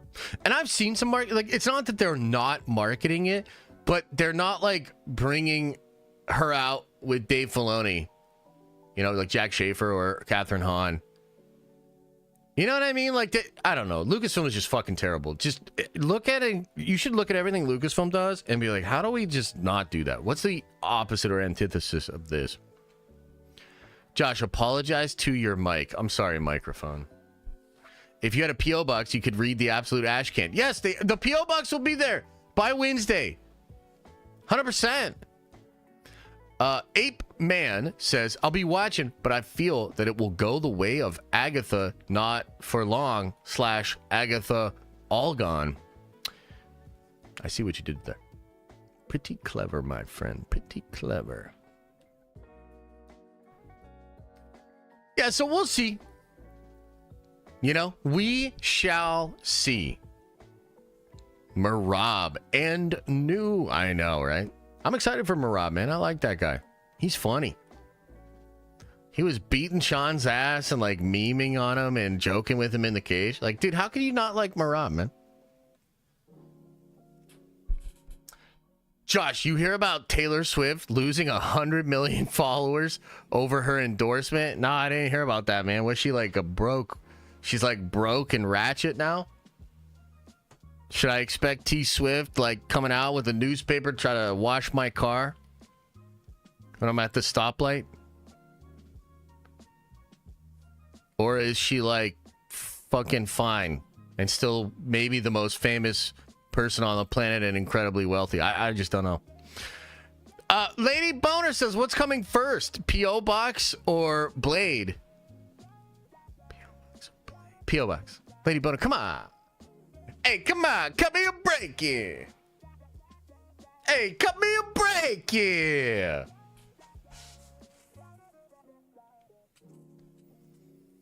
I doubt it was 1 million. P.O. Box by Wednesday? Malarkey. Nah, it's true. It's true. It's dead ass true. P.O. Box, dude, we did go out. We filled out all the paperwork. We were ready to go. We stopped by on Saturday. And it just didn't go. Who did the god kill in Thor 4 that was supposed to be Null? Who did the god kill in Thor 4 that was supposed to be Null? I don't know what you mean by that, bro. I don't know what you mean by that. By Wednesday, but he didn't say which Wednesday. Oh! Yo, how about this?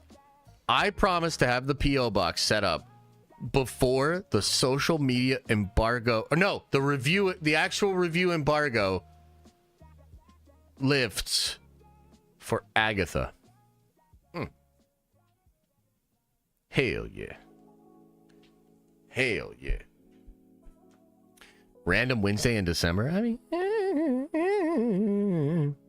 so let me ask you guys this. Throw a 1 into the chat if you are going to watch the first 2 episodes of Agatha, or at least, I guess I should say that. Throw a 1 into the chat if you're going to give Agatha a shot Wednesday night. Now he's making Twitch chat look more important than it needs to be. What? I'm just saying, I like Catherine Hahn. I think the show will be fine. Hey, nothing wrong with that. Can we do a phase 4 and 5 walkthrough on how everything ties into Doom on the whiteboard? That's not a bad idea. I actually did have... I literally have that sketched out. Like, I had a thumbnail for that kind of idea sketched out, and I was thinking about doing that on the whiteboard. Yeah. Like every project that's coming out in the next couple of years and how it all could connect to Doctor Doom. Doctor Doom. Yeah, that could be cool.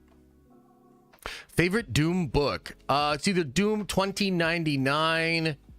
I mean, I really like the new book that came out this year, that one shot. I think it's like 60 pages too, so that was really fun. My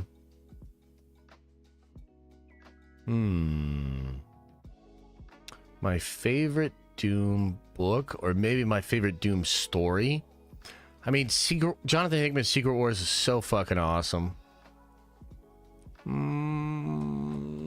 Triumph and Torment's pretty good. Books of Doom is pretty good. Doom Wars. Yeah, some good stuff. I bet if we all agree to send him $5 on the spot, the P.O. Box will be done sooner than later. Can you imagine how long Elisa's honey-do list is? Yo, what's a honey-do list? Feels like we need one of those. Rob has done a couple of good Doom book videos recently. Oh, hell yeah, man. Rob always be doing good on that shit. People worked hard on the show, so they deserve a viewing from me. I mean, look, if that's your personal metric, that's fine. But I don't think viewership is charity. I don't think it can be. I don't think that works. Like, you can't give your viewership and time and energy as charity. That's crazy. You're there to be entertained. And also, how much do we pay for Disney Plus each month? Like, how much do you pay for Disney Plus? So, you're literally going to give them because people worked hard on the show? You're just going to give them your viewership and continue to pay and support. I mean, that just feels like if that's your personal metric, fine. But if the world did that, we would be fucked. You would not know how to derive value. You wouldn't be able to differentiate what was supported and what wasn't. It would be like living in this fog.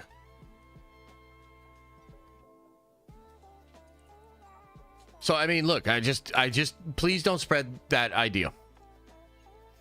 I'm not paying, but I'll watch. Uh-oh, somebody get Lady Boner. Feige, there she is.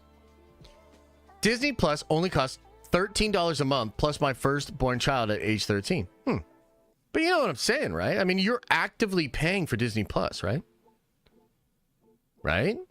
So don't you think that the content on there should be of a certain quality?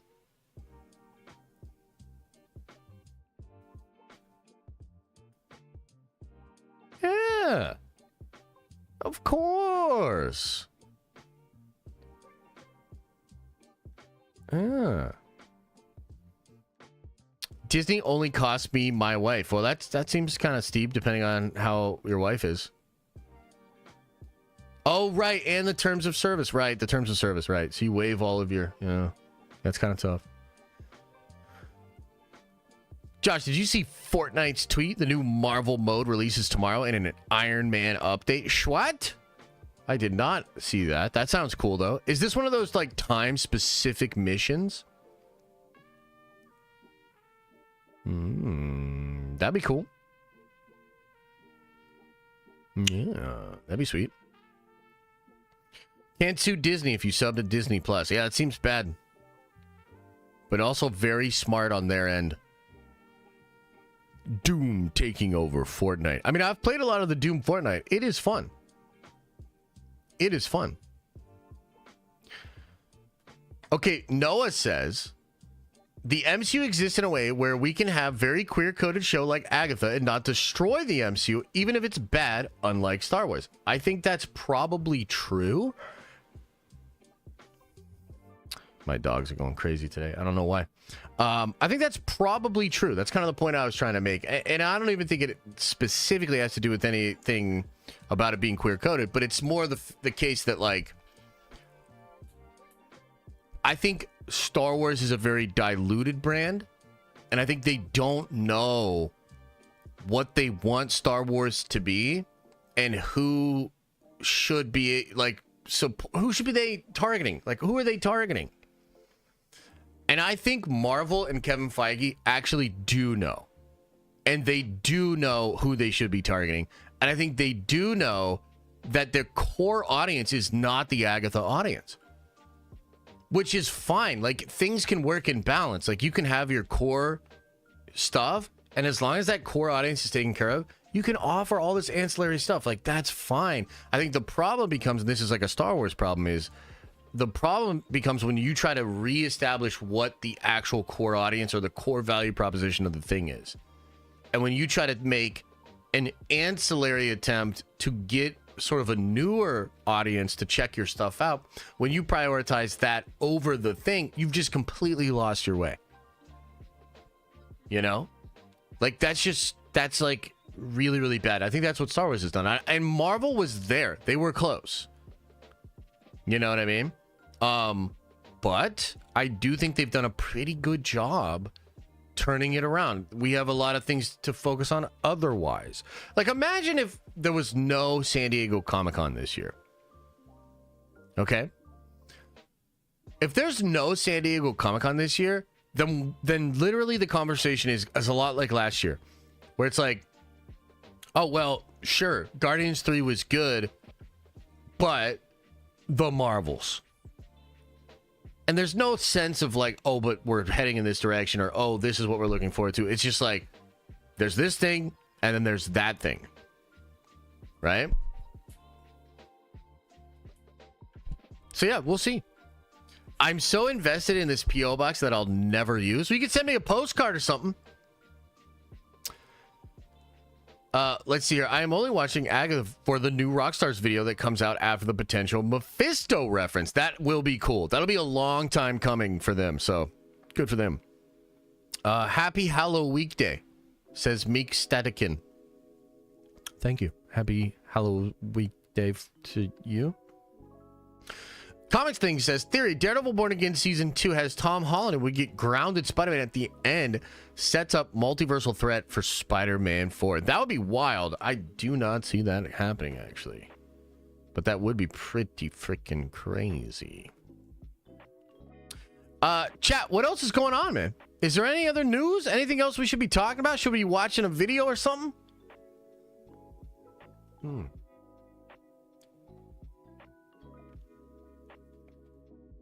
When does Daredevil Season 2 come out? I'm not sure, but I think they're going to go right into filming it.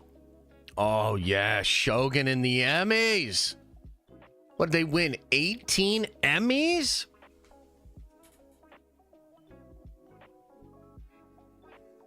Any Spider-Verse 3 news? No news on that. Making progress on your novel. Nice, brother. Favorite new comic run. Favorite new comic run. I mean, probably Ultimates. Maybe Ultimate Spider-Man. Yeah. I really want Shogun Season 2 if they can figure it out. Oh, yeah. No, they're going to figure it out. So, you know, it's funny. Do you guys all know that they greenlit Shogun for 2 more seasons? Because that happened, and for some reason, a lot of people don't know about this.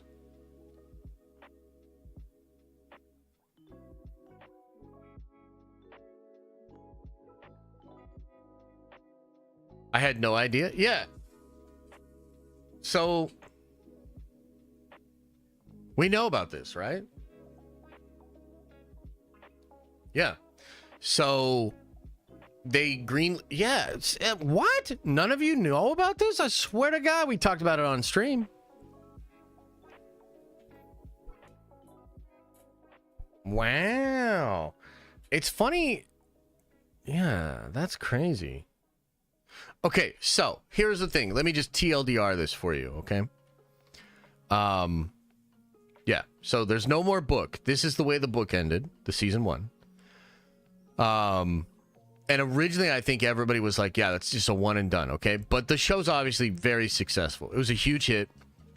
Maybe the biggest hit Hulu has had ever. And now it just won 18 Emmys. But even before then, they went to the estate. So I think it's his son or his grandson, the person that wrote the book. And so they have this guy helping out with some potential story ideas. And they're going to go past the book. And they're going to do 2 more seasons. 2 more seasons. And interestingly, almost everybody that was involved is down to return.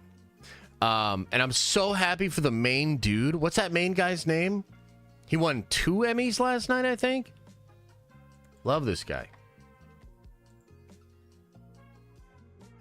Let me see. Shogun. Look it up. Love that dude. Hero. Hell yeah. That's crazy. Good for them, man. But I love that dude, man. That dude's awesome. He's been in the game for a long time. Hiroyuki, 2-time Emmy winner, producer and actor on Shogun. I mean, this dude's been in like The Last Samurai. This dude's been in Avengers Endgame. I mean, this dude's been in like everything, man. I've seen him in so many different movies, different kung fu movies, and just samurai movies and stuff like that. Been in the game forever. This is maybe the biggest success he's ever had, and I'm super happy for him. It's cool that everybody's getting it back together. So they're gonna do the story, going 2 more seasons. Probably show a lot of those battles and stuff, which is epic. Maybe we get budget increase and all that, right? And yeah, so Mariko, and everybody loves Anna. She could return via flashbacks. I mean, they could definitely do some flashback type stuff with her, and I think she's fantastic. They're not gonna like bring her back to life or anything like that. And they're probably going to have to introduce, some new characters, right? But look, man, it's one of those situations where if I were like a purist, right, I'd be like, no, there's no more book material. So George Martin is probably losing his goddamn mind over this, right? He's furious. But if everybody that was involved wants to do more, hell yeah. Hell yeah. I'm down. Like, I think that's great. So I'm excited.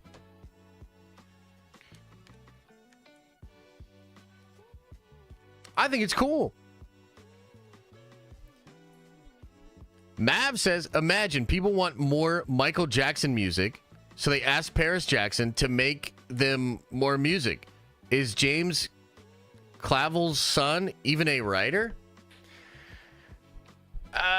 Yeah, I mean, I see what you're saying. I mean, I think a better example of this is the Dune books, right?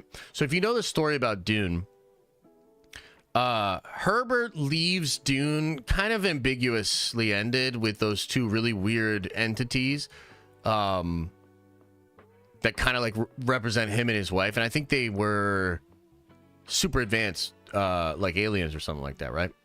And then his son does 2 more books, which kind of like explain it and figure it out. Yeah, or like Tolkien's kid, right? Man, there was just another example of this I was thinking about too, where, some of that stuff, it maybe feels a little bit better for some folks.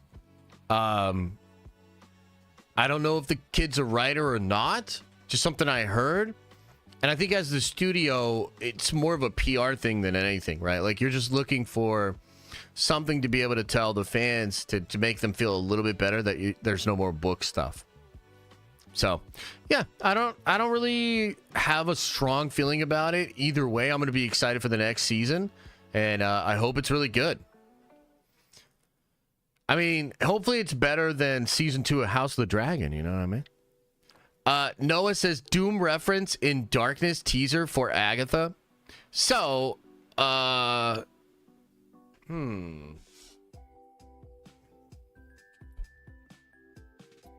you,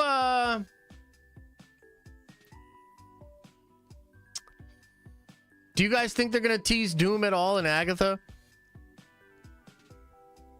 I want them to. I just don't believe that they will. What do you guys think? What's this video? The Null video from Screen Crash. Did we watch this one? I don't know if we did.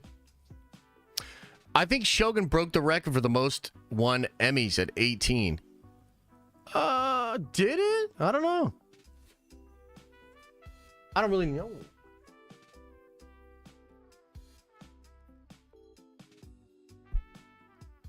It did?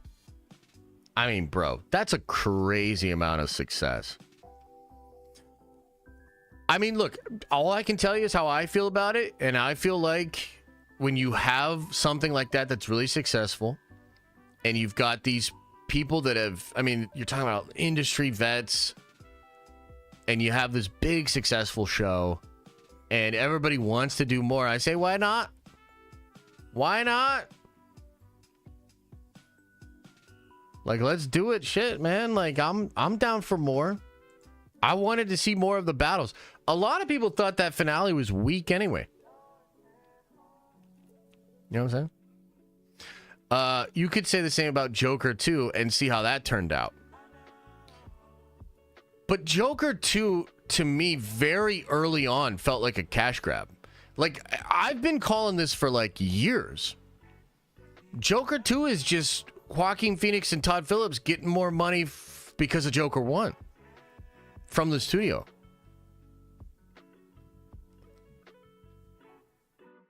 Like, there's just, at least with Shogun, there's more shit to be seen. More shit to do. You know? You don't think FX is thinking money? No, of course, but like, okay. Here's what I'm saying, Adam. by the way, god damn it, Adam, what the fuck? Why are you so disagreeable? Listen, this is what I'm saying. Listen, Linda, you're not listening. Of course, everybody wants to make more money. What I'm saying is the genesis of the idea for Joker 2, the very DNA, the actual creation of the show, it doesn't just come out of making money. It comes out of a philosophy and a belief. We made the studio, because how much did Joker cost? What, like 50 million? Something like that? It could not have cost a lot of money.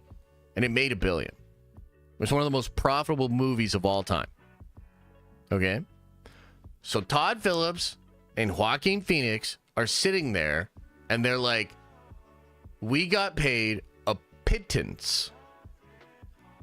And the studio made like $1 billion. Yeah, $55 million. Are you fucking kidding me?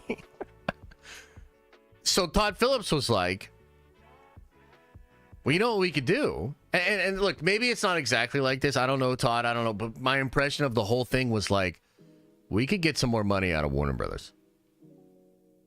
Like, that's it. That's it. They were basically like, we could get some more money out of Warner Brothers. I'm going to need a 10, 15 milli to direct this thing. Joaquin, I think you need 20. And I think I like Lady Gaga. She was really nice to me at a party sometime. Let's get her 15 mil as well.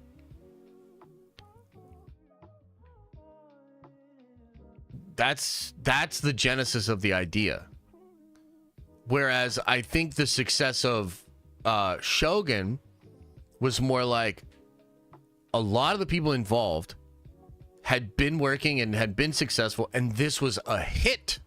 So big hit that they were involved with, and it was huge for them. It was very good for them.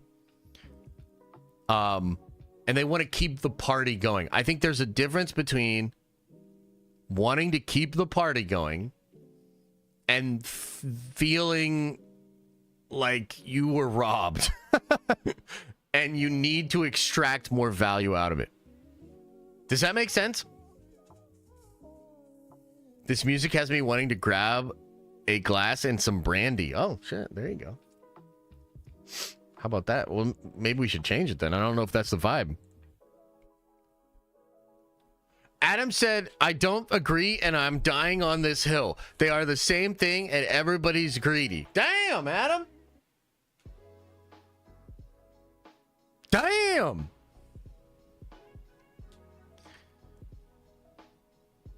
Can't hear the music. Oh, shit. Okay. And look, Joker right now. I mean, are you guys going to see Joker? Let's start with this. Let's start there. Are you guys going to go see Joker? Throw a 1 into the chat if you're going to see Joker 2. Y'all going to see that?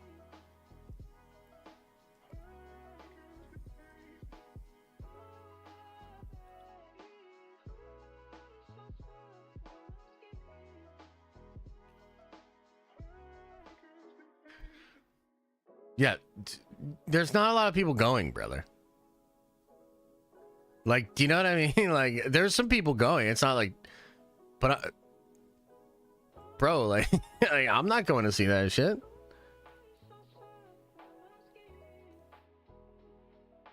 And it's tracking well below what the first one opened at. So it's probably going to be a fart in the wind. It'll probably, I mean, I don't know. Will it bomb? This is a Marvel channel. Yeah, but let me show you something, Tom. Throw a 2 into the chat if you went to see Joker 1 in theaters. I just want to show you something.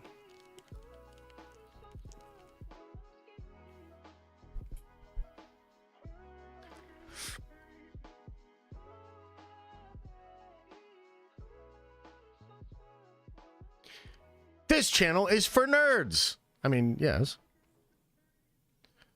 Yeah, so if you notice, there's a lot more 2s than there were 1s. You see what I'm saying? -2, what the hell? Yeah, so I mean, we'll see. We'll see. I don't really have strong feelings either way about the Joker too. Like Joker 1, first time I saw it, I thought it was whack. It grew on me a lot, and I actually think the movie's pretty good. But it's not like comic book Joker. It's like this weird Elseworld thing. And it's like thematically true to some of like Joker stuff. But it's not Joker. Not really. And this sequel, I don't really need more of that Joker or that world. I damn sure don't need more musical things from that world. I mean, I'd rather watch the Penguin, to be honest with you. Like, Penguin's surprising. I mean, Penguin's kind of wild, bro. Yeah. Like, that seems interesting. That seems intriguing to me. And that's not even necessarily a world that I would have said coming out of the Batman I really want to see more of. Although I've always thought that The Batman was going to be the worst movie in that series or franchise. Because, like, it's just such a weird, awkward time in that Bruce Wayne's life. And generally, he becomes more Batman at the end of that movie. So I thought everything moving forward would be better. It's going to be more like Batman, more like Gotham, etc. Right? So that's a world that I'm more open to learning about and living in and experiencing than the Joker. You know what I'm saying? The Exodus says, first Joker had a completely different energy. Yeah, I agree. I agree with that. I think it was completely different. Den of DC, you always love the Batman, especially his Batmobile. The Batmobile's like the best part, but nah, man, miss me with that shit. Miss me with that shit. Okay, what should we do here? Should we watch this video from Screen Crush and then we call it?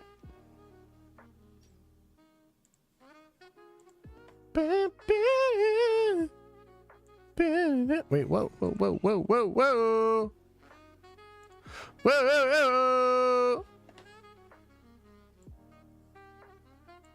What the fuck?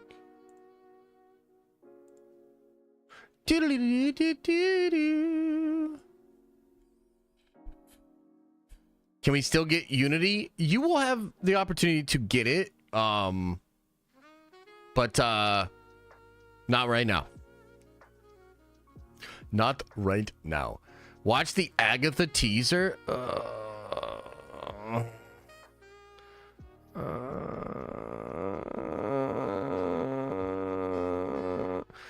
William says, after Ultimates 4, do you think that maybe Tony becomes Doom after being brutally tortured when he gets corrupted in the MCU in Iron Man 1? Yeah, it could be. It could be. I'm still really curious about that. I actually have a really big Doctor Doom video I'm working on. I recorded it yesterday. I'm trying to do a little editing on it before I send it to another editor. Yeah, dude, trust me, I got some thoughts. Kerr L says, what do I have to do to get you into collecting omnibuses? There's a Secret Wars coming out soon. Ooh, okay, well, I don't know. Just keep telling me about it, and I'll start getting into them. Maybe I'll put a bookshelf up and start putting my omnibuses up there. Yeah, I know. All right, you guys want to watch this video?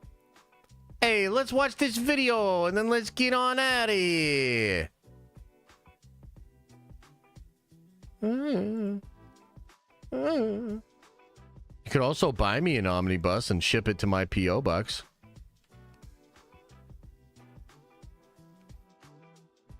You know, just a thought on that. If you wanna, you know, something like that, man. You know what I'm saying? All right, ready? Let's watch this video. What is omnibus? It's a big old comic collected book in hardcover. Screen Crush, I'm Ryan Airy, and Venom: What's The up, Last Brian? Dance just released a brand new trailer that may have revealed exactly how Venom and the symbionts are going to connect to Spider-Man 4 and Avengers Secret Wars. So we're going to break down the big villain reveal of Null, the creator of the symbionts, and a little later, I'm going to be joined by my two friends Colton Ogburn and Tommy Bechtold to get their thoughts on the Lethal Protector's last installment. So here's a brief breakdown of Null's history and abilities. So Null existed even before the universe. He is the representation of absolute darkness and destruction. When the Celestials began creating life, similar to what we've seen in the MCU with the Eternals, Null despised their creation of light and went to war with the Celestials. So he was like, yo, this darkness is dope, man. And like, don't turn that light on. And the Celestials were like, bro, we got to have this light on. We got to spread the light and shit. And he was like, fuck you, man. And he starts building his thing. He cuts off one of their head. He was real pissed. In his dark magic, he created a weapon called All Black, the Necro Sword. And he used this sword to decapitate a Celestial. In fact, in the comics, he decapitated Nowhere, the giant celestial head that we have seen in the Guardians of the Galaxy films. Whoa. It's called Nowhere, the severed head of an ancient celestial being. Wow. Now, you'll also remember that we actually saw the God-slain sword in the MCU's Thor: Love and Thunder. Just like in the comics, the MCU's Necro Sword is in possession of Gore the God Butcher, and it had... So, you know what's interesting about this? I know that is a Necro Sword, or what do they even call it? The Necro Sword in Love and Thunder? Because the other place they talk about the Necro Sword is actually What If Season 1. And they talk about Hela and the weapons she has as a Necro Sword. They do call it a Necro Sword? Huh. Noah, thanks for the sticker with the doggies. Yes. It's just the all black, I think. I don't even remember them calling it the all black. I thought they called it like the Godslayer sword or something like that. I don't think they even refer to it as an all black Necro Sword or anything like that. Huh. Had a dark sentience of its own. And in the comics, the sword is actually the first of the symbionts, the slimy alien species of Venom and Carnage. Now, in the MCU, the Necro Sword isn't the symbiont, or at least they couldn't confirm that it was due to what the hell? Why is he saying symbiont? What? Copyright reasons, but we think that that might be changing soon. What's his name then? No. Now, in the comics, Null was defeated by the Celestials. In his solitude on a desolate planet, he began his own creation of life, which was the creation of the symbionts. Yes. The symbionts served as a hive mind under Null, a hive mind of consciousness that we learn spans across the multiverse in Venom: Let There Be Carnage post-credits scene. 80 billion light years of hive knowledge across universes would explode your tiny little brain. Now, yeah, that's beautiful, man. Definitely cool. With the multiverse saga of the MCU now in full swing, and Sony even participated in this saga with films like Spider-Man: No Way Home, which, by the way, did feature a disappointing Venom cameo. This whole place here, it's just tons of super people. But we think Sony could be wising up and laying the groundwork for an official MCU connection and correlation, of course, with Marvel Studios. Null is a cosmic level threat that would serve perfectly as a multiverse saga big bad. Now, I agree with that. Know, of course, that Kang is no longer in play and Robert Downey Jr. is coming in as Dr. Man, get that Kang out of my face. Doom. But I think that there's room for the god of the multiversal symbiote hive mind and creator of the Necro Sword to make an appearance in Doomsday and maybe even Secret Wars. Imagine a scenario where in Doom's takeover of the multiverse, we see him wipe out the TVA, the Council of Kangs, and even go toe-to-toe with Null, eliminating any who stand in his way of becoming the God Emperor of the multiverse. Perhaps we... What? This is part of the reason why I don't like mixing the Null Dr. Doom Secret Wars thing, man. Can even see Doom take another multiversal version of the Necro Sword from Null so that Doom can kill the remaining Celestials like Ereshkigal from the Eternals. Now, in the original Secret Wars comics, we saw the introduction of the black suit for the first time when it bonded with Spider-Man. And we have reason to believe that this could happen in Spider-Man 4 or in Avengers Secret Wars, which will finally show us Tom Holland Spider-Man in the black suit. But that is true. I actually do think that's a big part of their plan. A little bit maybe homage to Secret Wars, but mostly just because it's time, and I think that it'll be badass. just to have Tom Holland and you know, the connection to Eddie's there, and they dropped the symbiote in No Way Home. So you could kind of see it being set up. And then remember, too, you know, we talked about this a long time ago, but there was the big rumor that Spider-Man was supposed to die. Tom Holland Spider-Man was supposed to die in Spider-Man 4, and he was going to be resurrected by the symbiote. Symbiote likely wouldn't be the same one that has possessed Eddie Brock for 3 films, because this version of the symbiote has always been portrayed as more lighthearted, more of an anti-hero. So perhaps the symbiote who possesses Peter is the Necrosword symbiote, the all-black that we saw in Thor: Love and Thunder, that could then... Like, is that like just like a southern draw? Like, why is he saying symbiote like that? Spider-Man and bring out the cruel and vengeful nature that we expect from Spider-Man wearing a black suit. I want to put some dirt in your eye. We could even learn that this is a multiversal variant of Tom Hardy's Venom. Now remember, Hardy's version of Venom only knows Spider-Man because he is connected to that multiversal hive mind of the symbiotes, meaning that he shares knowledge with other versions of himself from throughout the multiverse who have fought Spider-Man, such as Topher Grace's Venom in Spider-Man 3. Yes. I want to kill the spider. You want to kill the spider. Together, he doesn't stand a chance. The possibilities of what's next for Venom and Null following Venom: The Last Dance and going into Spider-Man 4 and Secret Wars are really endless, and I'm super excited to see what they have in store for us. And let's just hope that it's not the usual slop that we get from Sony's live action, something to do with Spider-Man, I think. All right, and I am joined here with 2 of the best. We have Tommy Bechtold and our very own Colton Ogburn, who never forget is trapped in the TV but doesn't realize it, so please do not tell him. Tommy, you heard everything I had to say. Now, I want to add something into this before I get your take. So Daniel RPK, who is a leaker, but a very reliable leaker, has also said, he's, you know, the rumor or his leaks have confirmed that every movie that's released between Avengers Doomsday and Avengers Secret Wars will take place on Battleworld. And this is very cool. It calls back to the 2015 Secret Wars, where that crossover basically rewrote every Marvel title. And we saw like Old Man Logan in the Old Man Logan Battleworld area. It was cool. So if that's the case, there's this date of a Marvel movie in July that was removed from their schedule. And then Daniel RPK surmised that it was removed because it's actually Sony's release date for Spider-Man, which would imply that rather than Spider-Man 4 being a street-level, down and dirty Daredevil and Spider-Man versus Kingpin, that it's actually going to take place on Battleworld, that would then imply that it involves other multiversal Spider-Men. I'm not just talking Toby and Andrew.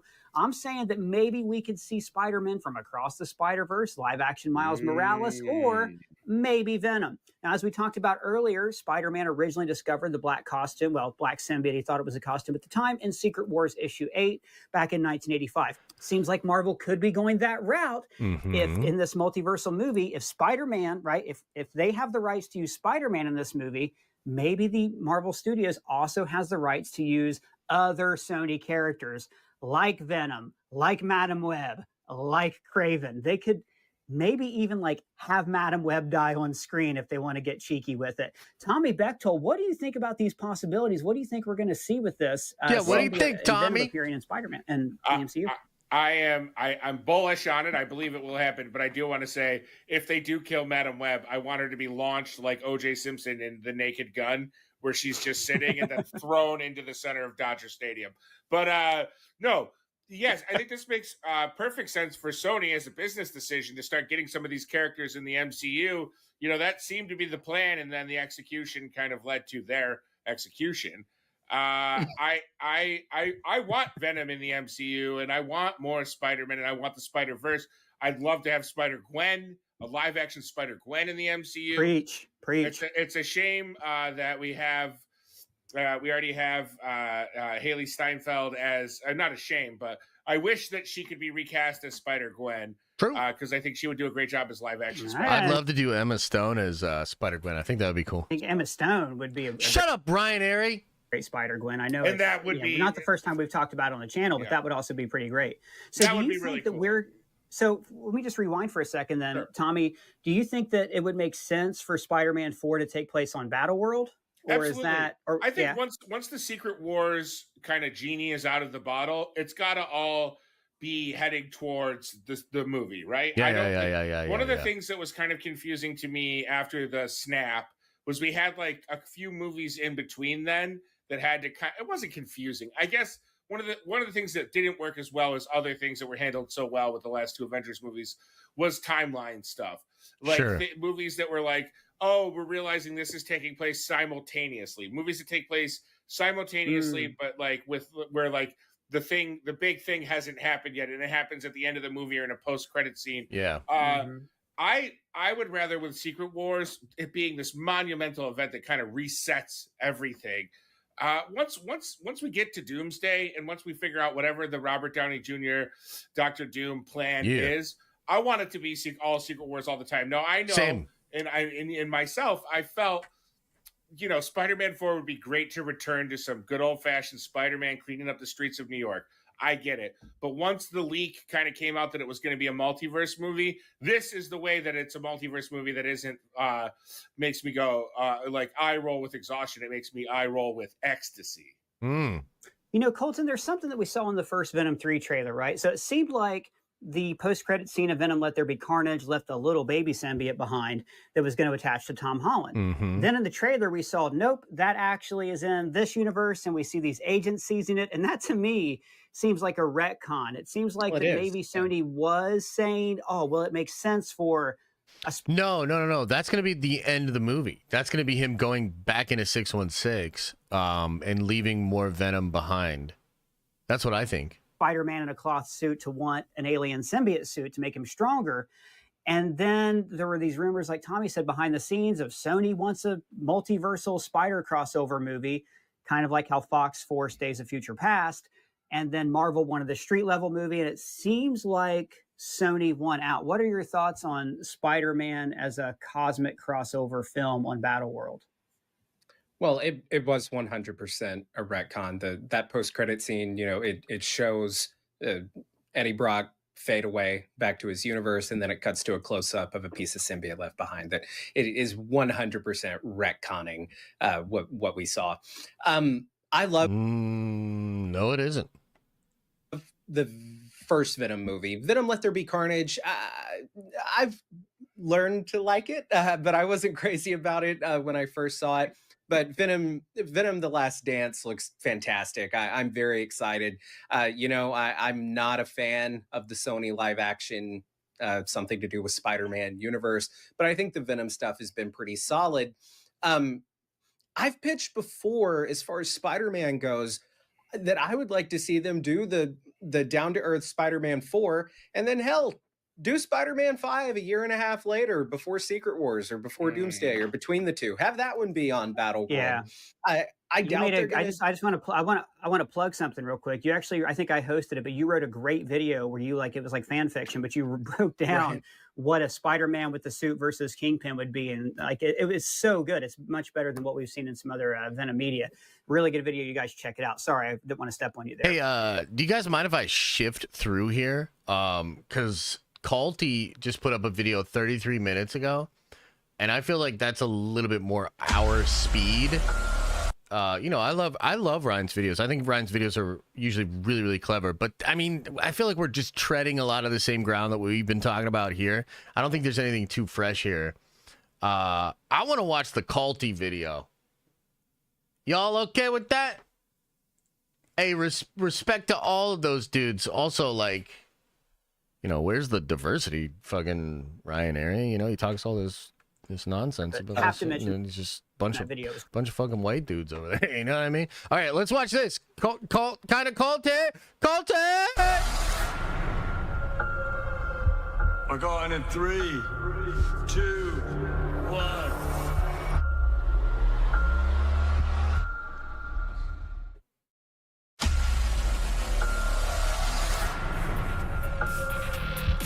Yo, what up, everyone? What up? Tay here. Tay, what up, though? Noah says, do you ever feel like the universe is moving faster than there are writers and creative minds? Marvel's delays have felt like Lucasfilm lately. More universes moving faster than the writers and creative minds? No. I think there has been a massive recalibration over at Marvel Studios, and I think that changed a lot. So maybe in a sense, yeah. And today we are going to be talking about a bunch of recent scoops and reports that have come out regarding what's going to be happening with Doctor Strange and what's happening with Doctor Strange 3, as well as what Doctor Strange's overall bigger role will be within Avengers Doomsday and Avengers Secret Wars, and how that'll connect in with what's happening with Doctor Doom and some other multiversal characters. So yeah, I think this will probably end up being one of those very long videos because there's so much that I have to talk about in this one. We like it when I it's honestly long. don't even know what I'm going to title this video at this point, but I know that I will be getting to some of the bigger, kind of crazier multiversal teams and stuff like that later in the video. But yeah, a lot to discuss, so let's get into it. But make sure you're subscribed to the channel if you are new here and a fan of Marvel and the MCU. And definitely if you missed any of the other recent videos that I put out regarding Avengers Doomsday or X-Men and the Eternals, any of those, you should definitely check those out as well. They are linked in the description down below. Yeah, check them out. And then also don't forget to watch until the end of the video because we do have super thanks questions to get to. Which, on that note, remember that if you would like to leave a super thanks with a question or a comment on this video, that those are greatly appreciated. And you know what would be great is if you guys did that. You know? Are you guys hitting him up with questions? Give him a little bit of support and ask questions? Because you should. And that I will respond to those in the next video. So yeah. But anyways, let's get into it.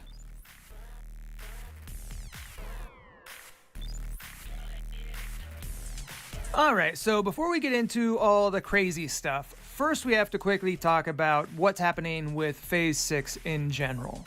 Because if you guys have been following recent Marvel news, you know that there's been a lot of shakeups recently with the slate of movies that we are going to see in Phase 6. That's true. Because as of now, the movies that have been officially confirmed for Phase 6 include the Fantastic... Yo, I like Blurred Without Fear too, but I feel like he doesn't like me. I like hit him up and he like ignored me. I think he doesn't like me. And I'm like, what the fuck? What did I do?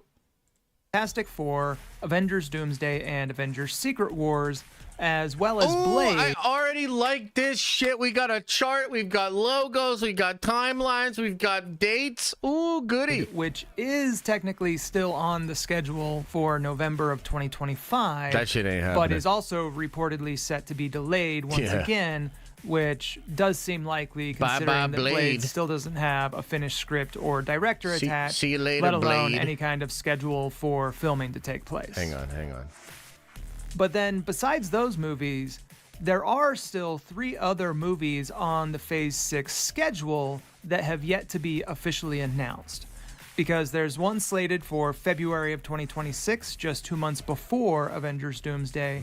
And then there's also 2 other movies scheduled after Avengers Doomsday, we gotta do it like but this so before we can Secret see more Wars, of the shit. with one on July of 2026 and the other in November of 2026. Okay. So, of course, the big question Yeah. Let's see is, this. what will these other 3 movies be? Well, as you guys probably know by now, Shang-Chi director Destin Daniel Cretton has officially signed on to direct Spider-Man 4. W. Which will start filming early next year and will reportedly be taking the July 2026 slot just after Avengers Doomsday. Yep. And another thing that was reported by Cretan. the Hollywood Reporter in that initial report is that Shang-Chi Destin is Daniel fucked. Cretton is also still attached to direct Shang-Chi 2 sometime after Spider-Man 4. Yeah, after. Because, the Jeff Snyder thing kind of opened up this a little bit more. No plot, no script. They got nothing for Shang-Chi 2. So, like, I saw a lot of people being like, maybe Shang-Chi 2 will be one of the... Do you really think Destin's going to do Spider-Man 4 and Shang-Chi 2 in the next couple of years? Like, before fucking, like, Secret Wars? Come on now. Which, if you would have asked me, 2 weeks ago, what the Phase 6 slate is going to look like, I definitely would have included Shang-Chi 2 in my predictions for what those other movies in Phase. I think that's totally fair because I think the thought process for a lot of us was, okay, so Destin is literally going to do Avengers 5. That doesn't happen. And then I was like, okay, so he's probably going to take some of that plot and put it into Shang-Chi 2 because it seemed like Secret Wars was going to become 2 parts. And so then you put all the Avengers shit into Shang-Chi 2, would have been perfect. Phase 6 were going to be. But now, with Destin Daniel Cretton directing Spider-Man 4, The chances of Shang-Chi 2 coming out before Avengers Secret Wars seems like it's pretty much zero. Secret Wars will be delayed? However, no. I'm going to say this right now, and you could take this to the fucking bank, X9008. The next two Avengers movies, if they are delayed, it's still in the same year, meaning 2026 and 2027. They are not going to delay those movies past those years. They could delay from May. I don't even think so, though. They're not going to delay these things. I mean, to be honest with you, a lot of what happened with Marvel is because they were planning this shit and letting Phase 4 kind of turn into goobly glob. Then the Kang shit happened, and they were like, okay, so how are we going to flip this now into Doom? And they've spent a lot of time, a lot of energy, a lot of resources, a lot of casting, just a lot of production to make sure that they are ready to go. So they will not be delaying these movies. last week, Alex Perez, who in my opinion is one of the only reliable scoopers left these days. 100%. Alex, way better than a lot of the other scoopers. Cryptic is good too, but he doesn't really scoop. But like the reality is, and I like my time to shine, you know, like we have a on and off again relationship. But she said Null wasn't in Venom 3. And I was actually talking to her about that today. You know what I mean? She's like, no, that was Photoshop. I'm like, no, I remember you said it. So we're living in a world where some of the previously very good scoopers are getting pretty shoddy. Alex seems to still be pretty good, although he has gotten stuff wrong in the past too. And then there's like this new crop of like total bullshit scoopers. Like, I don't know if you guys have seen this. So much bullshit out there. And I don't know if it's a Twitter thing or what, but dude, there are so many different accounts that are just straight up making shit up, bro. Like this whole fucking Norman Reedus' Null thing. That doesn't come from anybody. Nobody reliable. But regardless of all that, Alex is maybe the best, most reliable in the game. And even then, you have to take what he says with a grain of salt. Said in a recent Q&A that he's heard that Doctor Strange 3 is one of the movies that Marvel Studios are looking to release in Phase 6 before Avengers Secret Wars, and that it may even be released before Avengers Doomsday. Yeah. And out of any movie that Marvel Studios could put in Phase 6... Jeff is still really reliable, too. Jeff is good, 100%. I've always thought that Doctor Strange 3 is the one that makes the most sense. Because considering that these unannounced Phase 6 mystery movies are all coming out in very close proximity to either Avengers Doomsday or Avengers Secret Wars, I think it makes sense that whatever those movies are will most likely be ones that are closely tied into the events of those Avengers films and what will be happening with the broader multiverse story. I agree. Because, as we all know by now, the Russo brothers have officially been brought back to direct the upcoming Avengers movies. However, something else that was reported on by The Hollywood Reporter is that the Russo brothers weren't just brought back for Avengers Doomsday. They are producers on like 4 or 5 projects. A lot of stuff around there. That's something we talked about too. This is what I'm saying is like I like the Ryan Aries stuff, but I feel like Ryan has these like incredible ideas, and then we get in there and sometimes it's like it's very it's not dense. It's just like all the surface level stuff. And I feel like Calty, even though, you know, obviously there's probably like more views in being like surface level and just trying to be mass appeal, but like Calty gets really sweaty, dude. And he gets like really detailed, and he's gonna cross-reference what all these people are saying, and like that's a little bit more my speed, you know? And Avengers Secret Wars, but that they will also be advising or somehow working with Marvel Studios on the other upcoming movies in Phase 6 as well. Hell yeah. In order to help structure out the rest of the multiverse saga. And this tells me that Marvel Studios are really focused. What do you think of the theory that Rhys Ifans, the lizard actor, is the one playing Null? I think that was mentioned in Ryan's vid. We just skipped it. I mean, that would be cool. That would be kind of interesting. Focusing on making sure that all of the other movies that we will see in Phase 6 will be tied together in the bigger story of what's going on with Avengers Doomsday and Secret Wars to make sure that they all connect well into this bigger multiversal narrative. And that's definitely one of the big reasons why I think Doctor Strange 3 would make so much sense for Phase 6, because with everything that happened in Doctor Strange in the Multiverse of Madness, with the incursions and the way it ended, precisely ties into the story that we will see in Avengers Doomsday. And based on some of these new... I think, too, we could see it happen, and this goes into kind of the larger Doctor Doom video that I'm working on, which I'm hoping to get out tomorrow. What did Ryan do to you? Nothing, dude. I actually think, all jokes aside, that Ryan's a good dude. And I think he works really hard, and I admire and respect what he has built on YouTube. I'm just speaking facts, man. Like, it's just, like, that's very digestible, mass appeal content that does not give me the juice I'm looking for. That's all. New scoops and reports, it sounds like the events of Doctor Strange... Anyway, what I was going to say before I was so rudely interrupted, I think... if Doc Strange 3 comes out before Doomsday, it will lead to the Black Priests and that whole situation being destroyed by Rabum Allah. And then Doomsday will see Steven meeting Doom. And do you guys remember when we read that comic, New Avengers 33, last week on stream?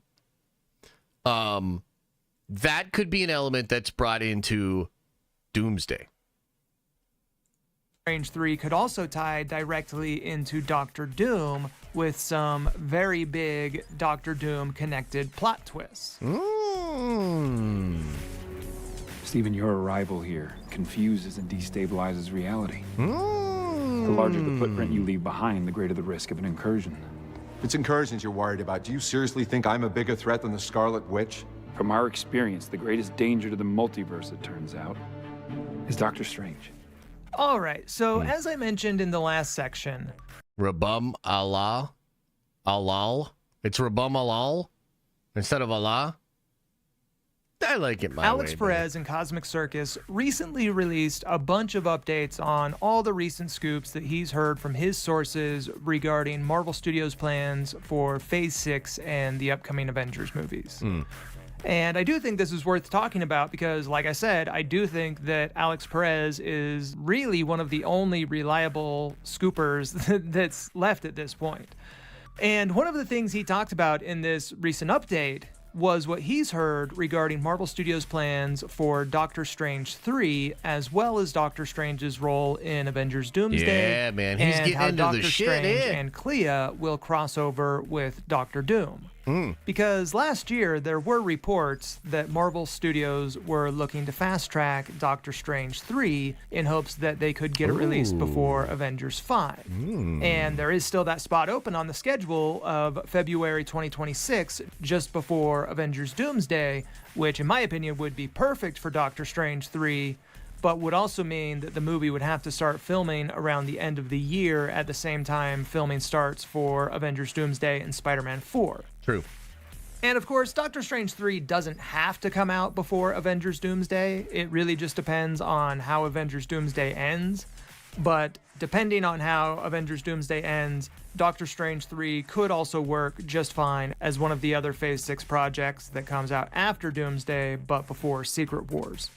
Because I know that a lot of us, including myself, kind of assume that Avengers Doomsday is probably going to end with some kind of catastrophic event. Yeah. And one possibility is that it could end with the destruction of the entire multiverse. Yes. However, another possibility is that it could end with either the destruction or the pruning of just the MCU 616 universe.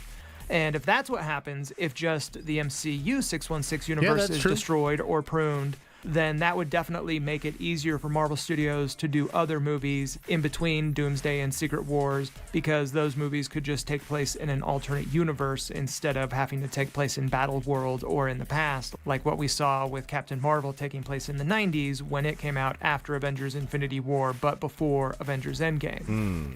So yeah, depending on what happens in Avengers And that's, Doom, I mean, look, that's a possibility here. I really don't want them to do this. I think they might have to do this, but I wouldn't like it. If we get movies in between the two Avengers movies that technically take place before Doomsday. Like, I don't like that, bro. Like, I really don't. Day, Doctor Strange 3 could also work just fine coming out after that movie as well. But last year, it was reported that Marvel Studios were developing Doctor Strange 3 to be a part of Phase 6, and that a big part of the Doctor Strange 3 story would include adapting plot elements from Doctor Strange's story arc in the Time Runs Out comic, which followed Doctor Strange after he had been corrupted by Wait, what do you mean? But what I didn't like about their recent video, they were discussing something as though they saw it when they didn't. Wait, what? What are you talking about there? Dark magic and sets out on a mission into the multiverse to stop the incursions and find out what their root cause is. Mm-hmm. And I think this story would make all the sense in the world to be adapted into the plot of Doctor Strange 3, because this is exactly what Marvel Studios seem to be setting up with the ending of Doctor Strange 2. True. Because in that final scene of Multiverse of Madness, we see Doctor Strange collapsing in the street with the third eye emerging from his forehead. And that scene makes it very clear that Stephen has now been corrupted by the Darkhold, just like Wanda was, and just like the Sinister Strange variant had been. And then after that scene, the movie jumps to the post-credit scene where we see Doctor Strange being approached by Clea, who then recruits him to leave with her into the multiverse to stop an incursion. Open up your So third what Marvel eye. Studios seem to be setting up with that ending and post-credit scene matches perfectly beat by beat with Doctor Strange's mission to stop the incursions in the Time Runs Out comic. Absolutely. So yeah, on that note, now let's move forward and get into all these other scoops that Alex Perez mentioned in these recent articles regarding what Doctor Strange's role in Phase 6 will be and how it will tie together with Doctor Doom's story arc in Avengers Secret Wars. We're cooking. And regarding Doctor Strange's role in Phase 6 in general, Alex Perez said that Marvel Studios have huge plans for his character to be one of the leads in both of the upcoming Avengers movies, but that Doctor Strange's story arc in Phase 6 is too large. Guys, what should I have for lunch? And should I take a nap right after I eat? Should I first go to the gym and work and then take a nap? Like, what? Can you guys help me? What do I do? To fit into just the Avengers films, and that is why Marvel is prioritizing Doctor Strange 3 as one of the other movies to come out in Phase 6. There's no Culvers around here, And then, bro. as far as Doctor Strange's personal story arc in Phase 6, apparently a large part of that will be about him battling his own personal demons and trying to be the hero of the multiverse instead of being a threat to the multiverse. Make some soup. Elisa did make some chicken noodle soup, and it's okay. It's all right. I shouldn't say that. She's going to get mad. It's the best goddamn soup I've ever had. Because remember, in Multiverse of Madness, the 838 version of the Illuminati said that as far as they've seen, the biggest threat to the multiverse is different. J. Lou says, Proverbs 16:4, the Lord has made all for himself. Yes, even the wicked for the day of doom. Holy shit. It's okay, not great. Oh, okay, cool. Variants of Doctor Strange. So it sounds like a big thing for Doctor Strange in Phase 6 will be him battling that internally, where part of him will be corrupted by the Darkhold and just wanting to destroy universes. There's no Red Robin near me either.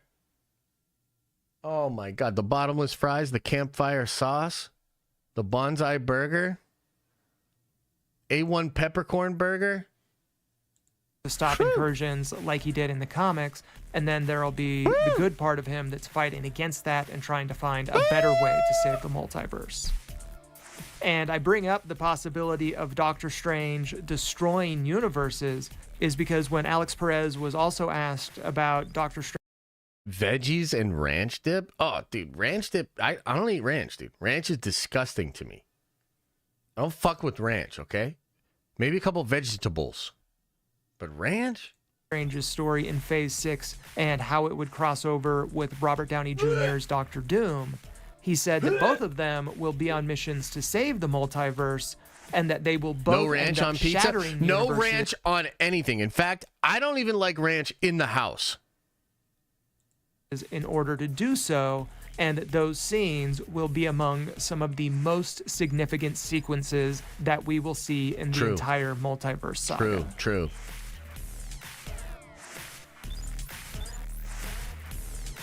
I just want to get home. Yeah, believe me, I've been trying to leave this place for a long time. I'm going to tell you this. I hate ranch so much that I will put it on the subathon goal for the very end. I would rather shave my head than eat ranch. Ugh. Darkhold. You guard the Darkhold in this universe? Careful. The Darkhold exacts a heavy toll. Ugh. Nah, I don't like blue cheese either, man. All right, so when Alex Perez said that according to his sources, in Phase 6, ranch. we will see scenes of Doctor Strange and Doctor Doom shattering universes, this of course caught my attention because of course, for one thing, it sounds absolutely awesome, but also because this sounds extremely close to what we saw happen in the Time Runs Out comic. Yep. Because what happens with Doctor Strange in that story is initially he is working with the Illuminati in the 616 universe to try and stop the incursions without destroying. The first thing they do, though, is get rid of Steve Rogers. It's really funny. They're all like, bro, look, Steve, we get it. You're fucking Captain America and shit, and usually that's fine, but we don't got time for your ass right now. We know you're going to be all fucking whiny about shit. Justice matters. Get the fuck out of here. And they wipe his memory, and they boot his ass out of the Illuminati. It was pretty cool. I'm sending you ranch-laced everything to your P.O. box. I'm pretty sure that's a federal crime. Any other universes. And this is because in the comics, when an incursion between two universes happens, the incursion point, aka the area where the incursion begins, is the Earth of each universe. So one of the only ways to stop an incursion from destroying both universes entirely is if the inhabitants of one universe destroys the Earth of the other. So in the Time Runs Out... Well, I mean, technically, it doesn't have to be the inhabitants. So one of the things Doc Strange does is he makes the Black Priest, right? He joins up with the Black Priest. So one of the things they're doing is when one Earth invades another one, they go into the other Earth and blow it up. They're only blowing up Earths of basically invading Earths. Any Earth that invades, they get. So they are not the inhabitants of the other Earth. They're just out there destroying Earths. Story, several incursions happen on Earth 616 that the Illuminati have to deal with. And they are trying to deal with these without wiping out the Earth of these other universes, because obviously that would involve wiping out billions of innocent people. And this strategy does work for a while, but eventually an incursion occurred that led the Illuminati to doing battle with a team called the Great Society, who were basically like the Avengers of their universe. And during this battle, the Great Society are absolutely beating they're actually the Justice League. They're supposed to be the Justice League. And they're very close to the Squadron Supreme, actually. Yeah. Crap out of the Illuminati. So Doctor Strange, fearing that this team is about to win the battle and then destroy the 616 universe, he decides to use a book of dark magic called the Bluticore to summon a great tentacled monster to defeat the Great Society. And this plan ultimately ends up working, where he summons this beast and it wipes out the other team, but using the Bluticore also leaves Doctor Strange corrupted from its dark magic. Yep. And this whole sequence with the Bluticore corrupting Doctor Strange is obviously very similar to what happened to him being corrupted by the Darkhold in Multiverse of Madness. Yeah, he literally kills all of the members of the Justice League with that spell, and then Iron Man has to knock him out because he loses control. I mean, he even has the big third eye growing out of his forehead and everything. So yeah, after this battle is over, this corrupted version of Doctor Strange decides what he's going to do is he's going to leave on a mission into the multiverse to find the root cause of the incursions so he can stop them for good. And this multiversal mission leads Doctor Strange to finding the Black Priests. And the Black Priests were these mystical beings who were also trying to save the multiverse. The Eye of Eyes. But in doing so, they had no problem with destroying many different Earths across. They had a really cool form of magic, too. The multiverse as a way to slow down the incursions from destroying the multiverse as a whole. And when Doctor Strange joins the Black Priests, he actually becomes their leader and ends up helping them to destroy other worlds and civilizations. Yes, he becomes the Eye of Eyes. The big reason why he's comfortable in doing this is obviously because he's been corrupted by dark magic, but also because he sees it as the only way to stop the incursions, and so it's a part of the greater good to save the multiverse. True. However, another part of the Black Priest's mission was hunting down a mysterious figure called Rabum-Alal, aka the Great Destroyer. Hell yeah, and this is where shit's about to get real crazy. Because this, I am 100% convinced this is what they are doing. This is how they're going to build Doom. Who had established this legendary status as a mythical god across the multiverse. Yep. And the Black Priests were hunting Rabum-Alal because they believed he was the one who was behind the incursions. Yep. And so at the end of the Time Runs Out story, when the Black Priests do finally find Rabum-Alal in the Library of Worlds, it's actually revealed to be a trap that was set by the Black Swans as a way. And then they fucking destroy all of the Black Priests except for Steven. To wipe out all of the Black Priests except for Doctor Strange. Hell yeah. And this is one of the big plot twist moments of the Time Runs Out story, where Rabum-Alal's true identity is revealed to be Doctor Doom. And in this scene, Doctor Doom explains to Doctor Strange that he's not the one who's behind the incursions, that the Beyonders are the ones who are behind the incursions, and that Doctor Doom has actually been playing the long game in order to defeat the Beyonders as a way to save the multiverse. Yep. And Doctor Doom even convinces Doctor Strange to join him on this mission so they can help each other find and destroy the Beyonders and steal their powers. And this is exactly what happens. Doctor Strange joins up with Doctor Doom and Molecule Man, and they trick the Beyonders and then steal their power, which Doom then uses to become a god and create Battle World in order to save what's left of the multiverse. Yes. And look, I know I've talked about the Time Runs Out story a lot in other videos, so I'm sorry to go through these details again for those of you who already know them, but it's only because it's one of those comics that I think is going to be so integral in how it's adapted into several projects in Phase 6, like Doctor Strange 3 and Avengers Doomsday. Yep. So sometimes it's kind of hard to talk about these movies and what'll happen in them without talking about what happened in these different Hickman comics. So on that note, let's move on now to the final section of the video and get into some of the really good crazy stuff, because there's still actually 2 scoops left that I haven't touched on yet. We got 2 scoops! Wanted to save the best for last because it sounds like there could be some huge unexpected plot twist coming regarding Doctor Strange's role with Clea and Doctor Doom. Hell yeah.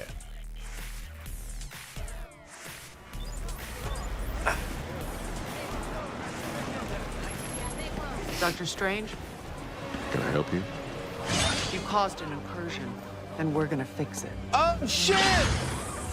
Oh, damn! Unless you're afraid. I ain't afraid of nothing.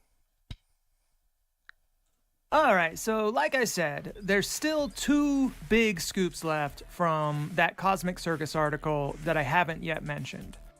And the first one is in regards to a question about how Marvel Studios are going to justify Doctor Doom as the new big villain of the multiverse saga. He's going to take the question, and this is so cool, man. Paulty and I were supposed to collab on some stuff back in the day. I'd love to still work with him because I know exactly where his head's at here.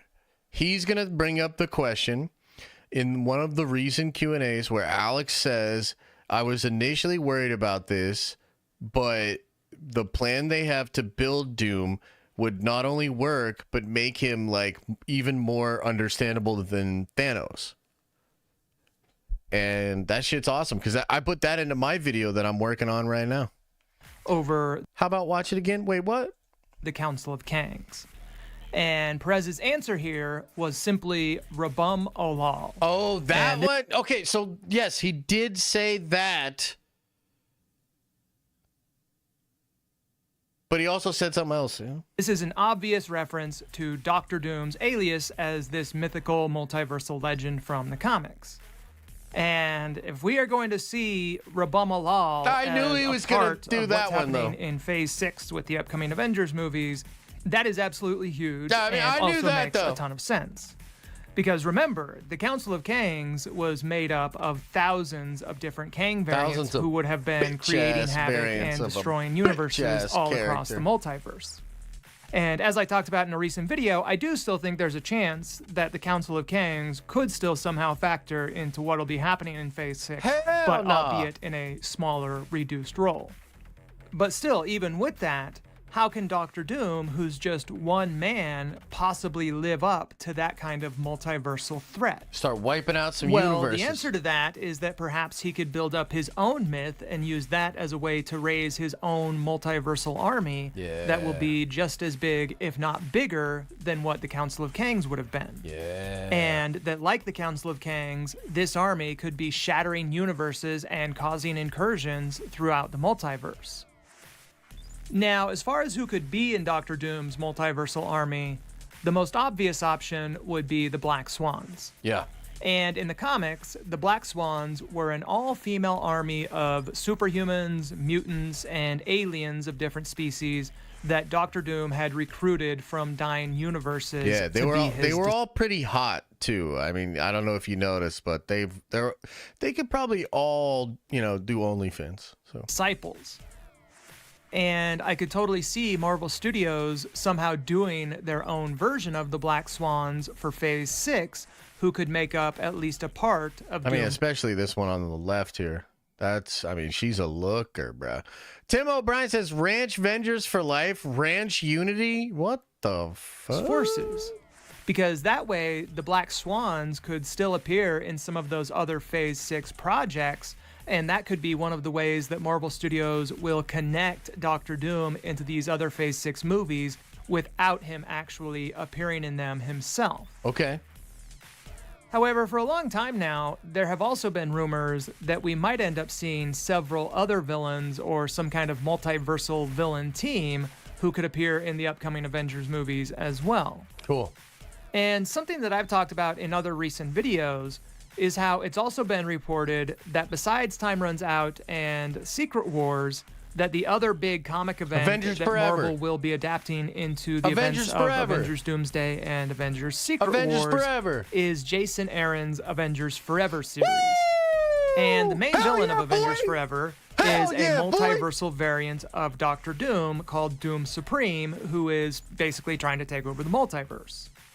And one of the things we see happen in that story is that Doom Supreme puts together a team of villains called the Multiversal Masters of Evil. And they fuck shit up. And this team includes variants of various classic Marvel villains like Thanos, Red Skull, Ghost Rider, Killmonger, And they fuck Wolverine, shit and up. the Dark Phoenix.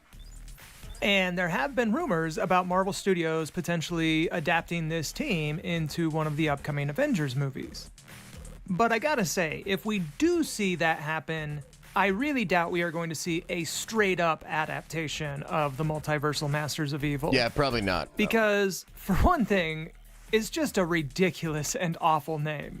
Just adding multiversal in front of the Masters of Evil name. Yeah, that's true. That's true. I would just call them the Dark Avengers or something. Sounds silly. So I don't think they would use that name.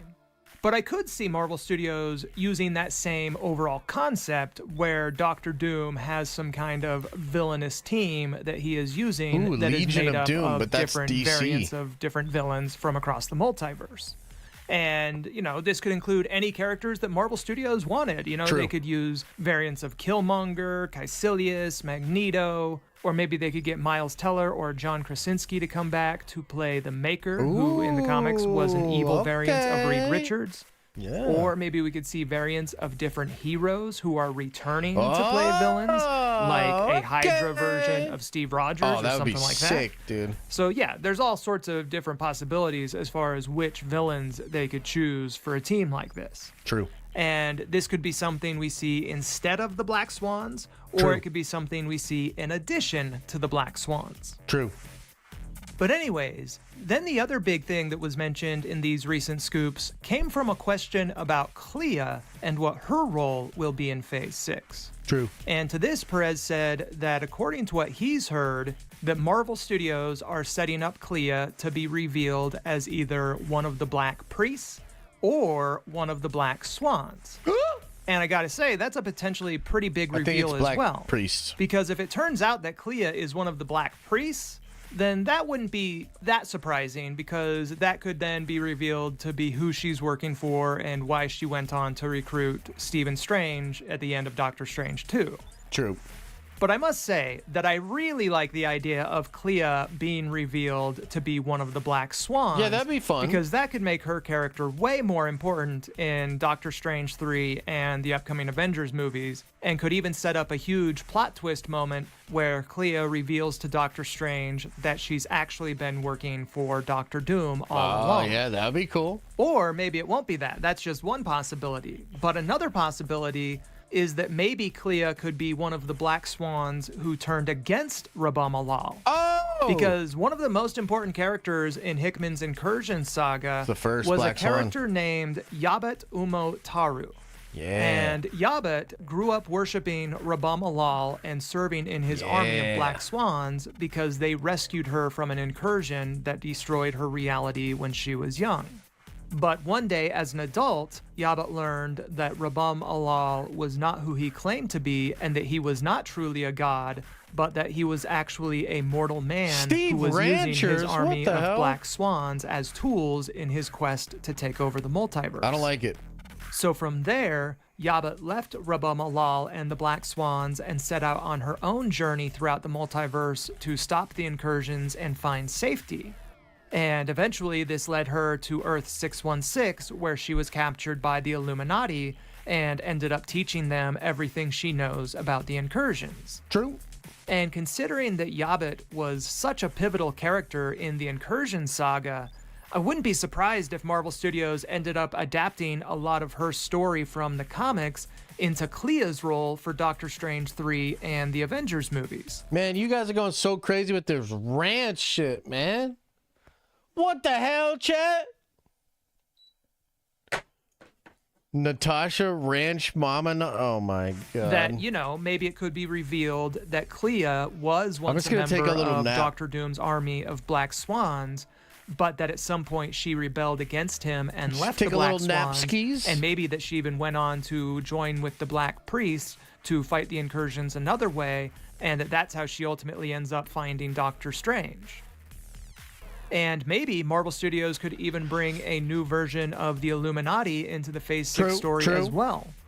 Because in the past, producers at Marvel Studios have confirmed that bringing back a new version of that team is something that they've discussed. And another thing is that for years now, there have been reports about Marvel Studios having plans to bring back a new version of the Illuminati for some kind of big role in the multiverse Good saga. point. True. And a few months ago, Alex Perez actually dropped a different scoop where he said that Josh, can I take a nap at work? I will allow you to do that, okay? And if your boss gives you any trouble, you got to shake your fist and you got to say, why I yada. That's how you get out of it. Heard that Marvel Studios are looking to introduce a multiversal version of the Illuminati for one of the upcoming projects in Phase 6. And shortly after that scoop came out, I made a video about it where I said that if Marvel Studios do have plans on introducing a multiversal version of that team, then the movie I think it would make the most sense for that team to be introduced in would be in Doctor Strange 3, because that would seem to fit very nicely into Marvel Studios' bigger plans for that movie. Plus, then that team would already be established, so they could go on to play a big role in at least one of the upcoming Avengers movies. Because even though there's a ton of different characters and teams, I think it's Attila says, I can't wait to see what's next in Unity Chapter 3. Thanks for all you do, Josh. Nerd Avengers for life. Hey, appreciate you, man. I think you're going to like Chapter 3. It's pretty crazy. That were featured in Jonathan Hickman's Incursion saga. Definitely the main team that's at the center of that story is the Illuminati. True. So it would be pretty weird if we didn't see some version of the Illuminati somehow involved in the events of Phase 6 and this bigger Secret Wars story. Now, I wonder if Calty's going to touch on this or not. And maybe he made a lot of this video before the part 2 of the Q&A. But there's literally a section where Alex says, because somebody asks him, will the Avengers assemble before Doomsday? And what are they going to be doing? And he said they will know of a multiversal threat and something is coming, but they're not going to exactly know what it is. So this could be a member of the Illuminati on 616 telling the Avengers, like I would imagine a post-credit scene in Brave New World where, you know, maybe somebody's like, yo, bunch of universes just got knocked off. We got this really big threat. They could be coming to our Earth, or maybe they have like a video or like image or like a TikTok from another planet where like an invasion happened and maybe the Black Swans wiped a planet out or some shit. Yeah, something like that, man. So I wonder, like, are the Avengers, maybe it's Illuminati, maybe it's not, but they have to become aware of Rabam Alal and what that's about. John Cross says, hey, what's going on? The Thing. What's going in here? Yeah. Considering that Jonathan Hickman's Incursion saga seems to be the biggest overall influence for what Marvel Studios are doing in Phase 6. And just like we were talking about with a multiversal villain team, one of the things that would be cool about seeing a multiversal version of the Illuminati is that this team could be made up of variants of almost any hero or villain that Marvel Studios could get. And some of the characters I mentioned in that past video when I talked about this that we could possibly see involved in a team like this could include variants of King T'Chaka, Magneto, or maybe Johann Gruffith returning as Reed Richards. And of course, they could always use this as a way to bring in Tom Cruise to play the long-rumored variant of Tony Stark. Yeah. And again, these are just, you know, speculations and guesses of a few different characters that I think would make sense to be involved with that. And in the Time Runs Out story, there were various different multiversal Illuminati teams that were shown being involved in these different multiversal wars as each of these teams were trying to stop the incursions. And when we saw these teams, they did include a lot of the same members as the Earth 616 team, but then also included other characters like Yellow Jacket, Dr. Doom, one with Emma Magneto, Frost. Captain Marvel, Emma Frost, and Captain Britain, among several others. Yep. So yeah, this would be something that lines up That based would on be what we've sick, seen too. in the comics. And I do think that seeing some new version of the Illuminati team being introduced at some point in Phase 6 would definitely make a lot of sense with everything that's happening. Hell yeah. Because with Marvel Studios leading up to the big multiversal war storyline that they've been teasing since Loki Season 1, it does seem like they need to have various different teams from different universes fighting in that war. You know, because, I mean, it would be kind of weird if they just have the Avengers of the MCU 616 universe facing off against Doctor Doom and his forces. We're 60-40 here? Is ranch dressing bullshit? Only 43% of you know what the hell you're talking about, dude. You know, I think they need multiple different factions all kind of battling it out against each other. And if we look at where things stand right now with the different teams and factions that we could see in Phase 6 and Avengers Doomsday, of course we know that we are going to have the Avengers and the different characters from the MCU 616 universe involved in the main role. But then there's also been reports that Marvel Studios have plans to somehow bring back the 838 universe from Doctor Strange 2 to play some kind of role. And then I also think we'll most likely see the X-Men universe that Monica Rambeau went to at the end of the Marvels somehow involved in the multiversal war as well. Then there's also, of course, the Fantastic Four and Deadpool and Wolverine. And then on top of that, of course, we could see Doctor Strange with maybe the Black Priest or this multiversal version of the Illuminati team. True. And that's all on top of Doctor Doom and his forces, which, like I said, could include an army of Black Swans and maybe some other big multiversal villains as well. So yeah, when you consider all of those factions as possibilities, that's what I would call a real multiversal war. Hell Not yeah. just the Avengers versus Doctor Doom or something like that. You know, we need multiple different sides in this thing, at least in my opinion. I agree. And if we do end up seeing the multiversal Illuminati in Phase 6, then maybe that team could take the place of the Black Priests, where instead of Doctor Strange becoming the leader of the Black Priests, he could become the leader of this multiversal Illuminati team. Because as cool as the Black Priests were in the comics, they're basically just a bunch of mysterious beings who all look the same. But if Marvel Studios were to instead use the multiversal Illuminati in their place, this would give Marvel Studios another way of how they could bring in a bunch of other cool new variants. God damn it. Too much Or ranch. another thing I could see Marvel Studios doing is perhaps using the multiversal Illuminati in place of Thanos' Cabal from the comics as a team that is trying to stop the incursions, but also has no qualms about doing so in a very brutal way and destroy. You guys' taste in jokes just proves that it's also why you have bad taste in dressings. Destroying other worlds and universes to do so. So yeah, we'll have to see what happens, of course, because at this point, I'm just speculating on wild theories. Boom! Roasted! And different cool things that we could see happen. But I really do hope that these reports about Doctor Strange 3 happening in Phase 6 are true, Yeah, because me I too. really do think that that's the movie that makes the most sense as far as how it will tie into the I bigger agree. multiverse saga. Yeah, I agree. So yeah, on that note, I think we will call it here for this one because I have no idea how long I've been talking, but it feels like an hour. So I hope you guys like this one. Please let me... Good job. Good job on that one. That was cool. I think he's onto it, and also I think you guys are really gonna like the Doctor Doom video that I'm cooking right now. Ties into a lot of this stuff too. A little bit more detail and speculation, but dude, I thought that was great. That's a great video. Calty, good job. Good job on that one, man. Which video is this? It's called Crazy New Leaks on Doc Strange 3 and the Army of Doctor Doom and Avengers, Doomsday and Secret Wars. There you go.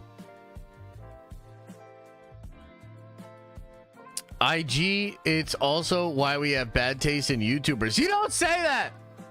That's your redeeming quality. Your redeeming quality is your taste in YouTuber / streamer, Josh.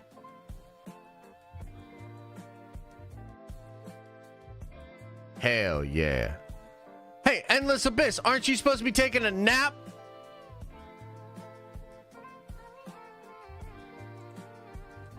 Anyways, guys, we're going to get on out of here today. Good stream, good Monday, good start to the week. We're all very, very excited for Agatha. We're excited about that. And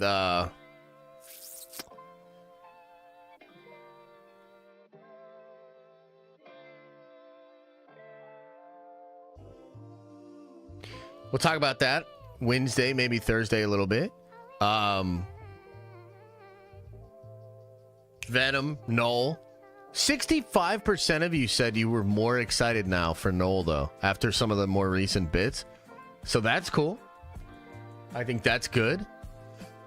And otherwise, we got some fun plans for videos and streams throughout the week. Next week's going to be a crazy week. We're going to do a subathon of some kind.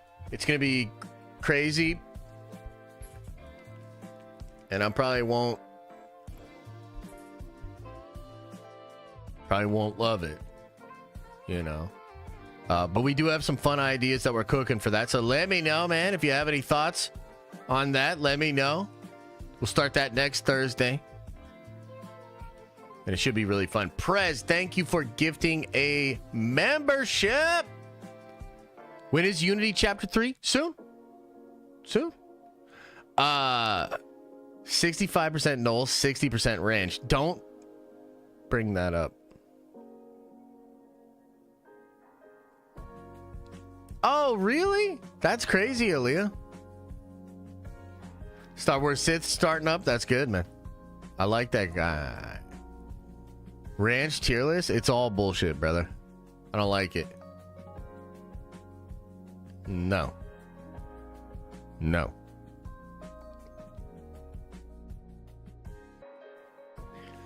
Anyways, much love. Appreciate y'all. Thank you so much for being here. Thank you for the support, guys. It's going to be a good week. We'll be back at it on Wednesday.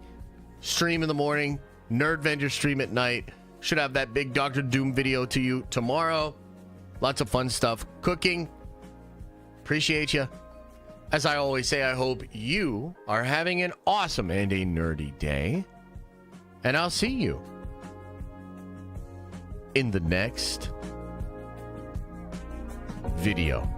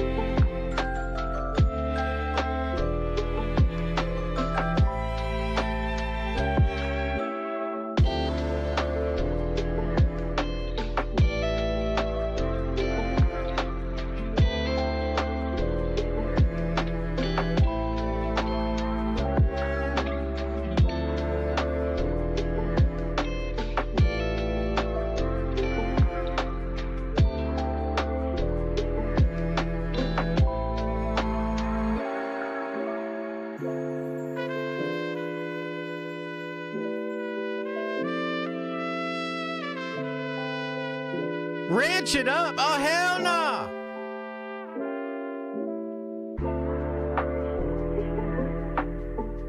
Is everybody gone? Did everybody leave? I don't want no ranch. I want no ranch talk. I don't want to hear about a rancher or a cattle or a cowboy that could end up on a ranch. I don't want to hear about blue cheese, mayonnaise. I don't even want to hear about Elmer's glue. Anything that's close to ranch, no thank you.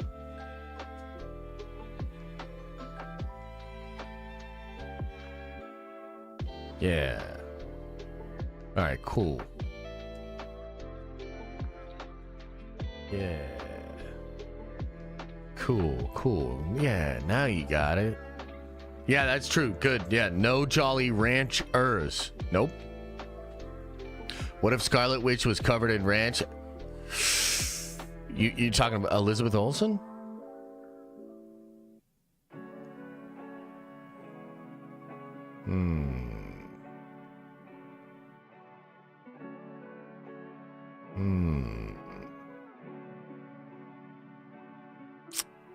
I mean, I'm trying. You know, I'll put it like this. We're gonna find out how much ranch I could actually take.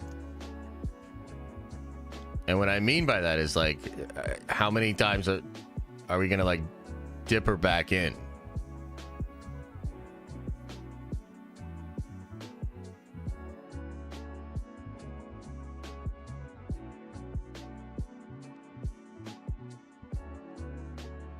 Anyway.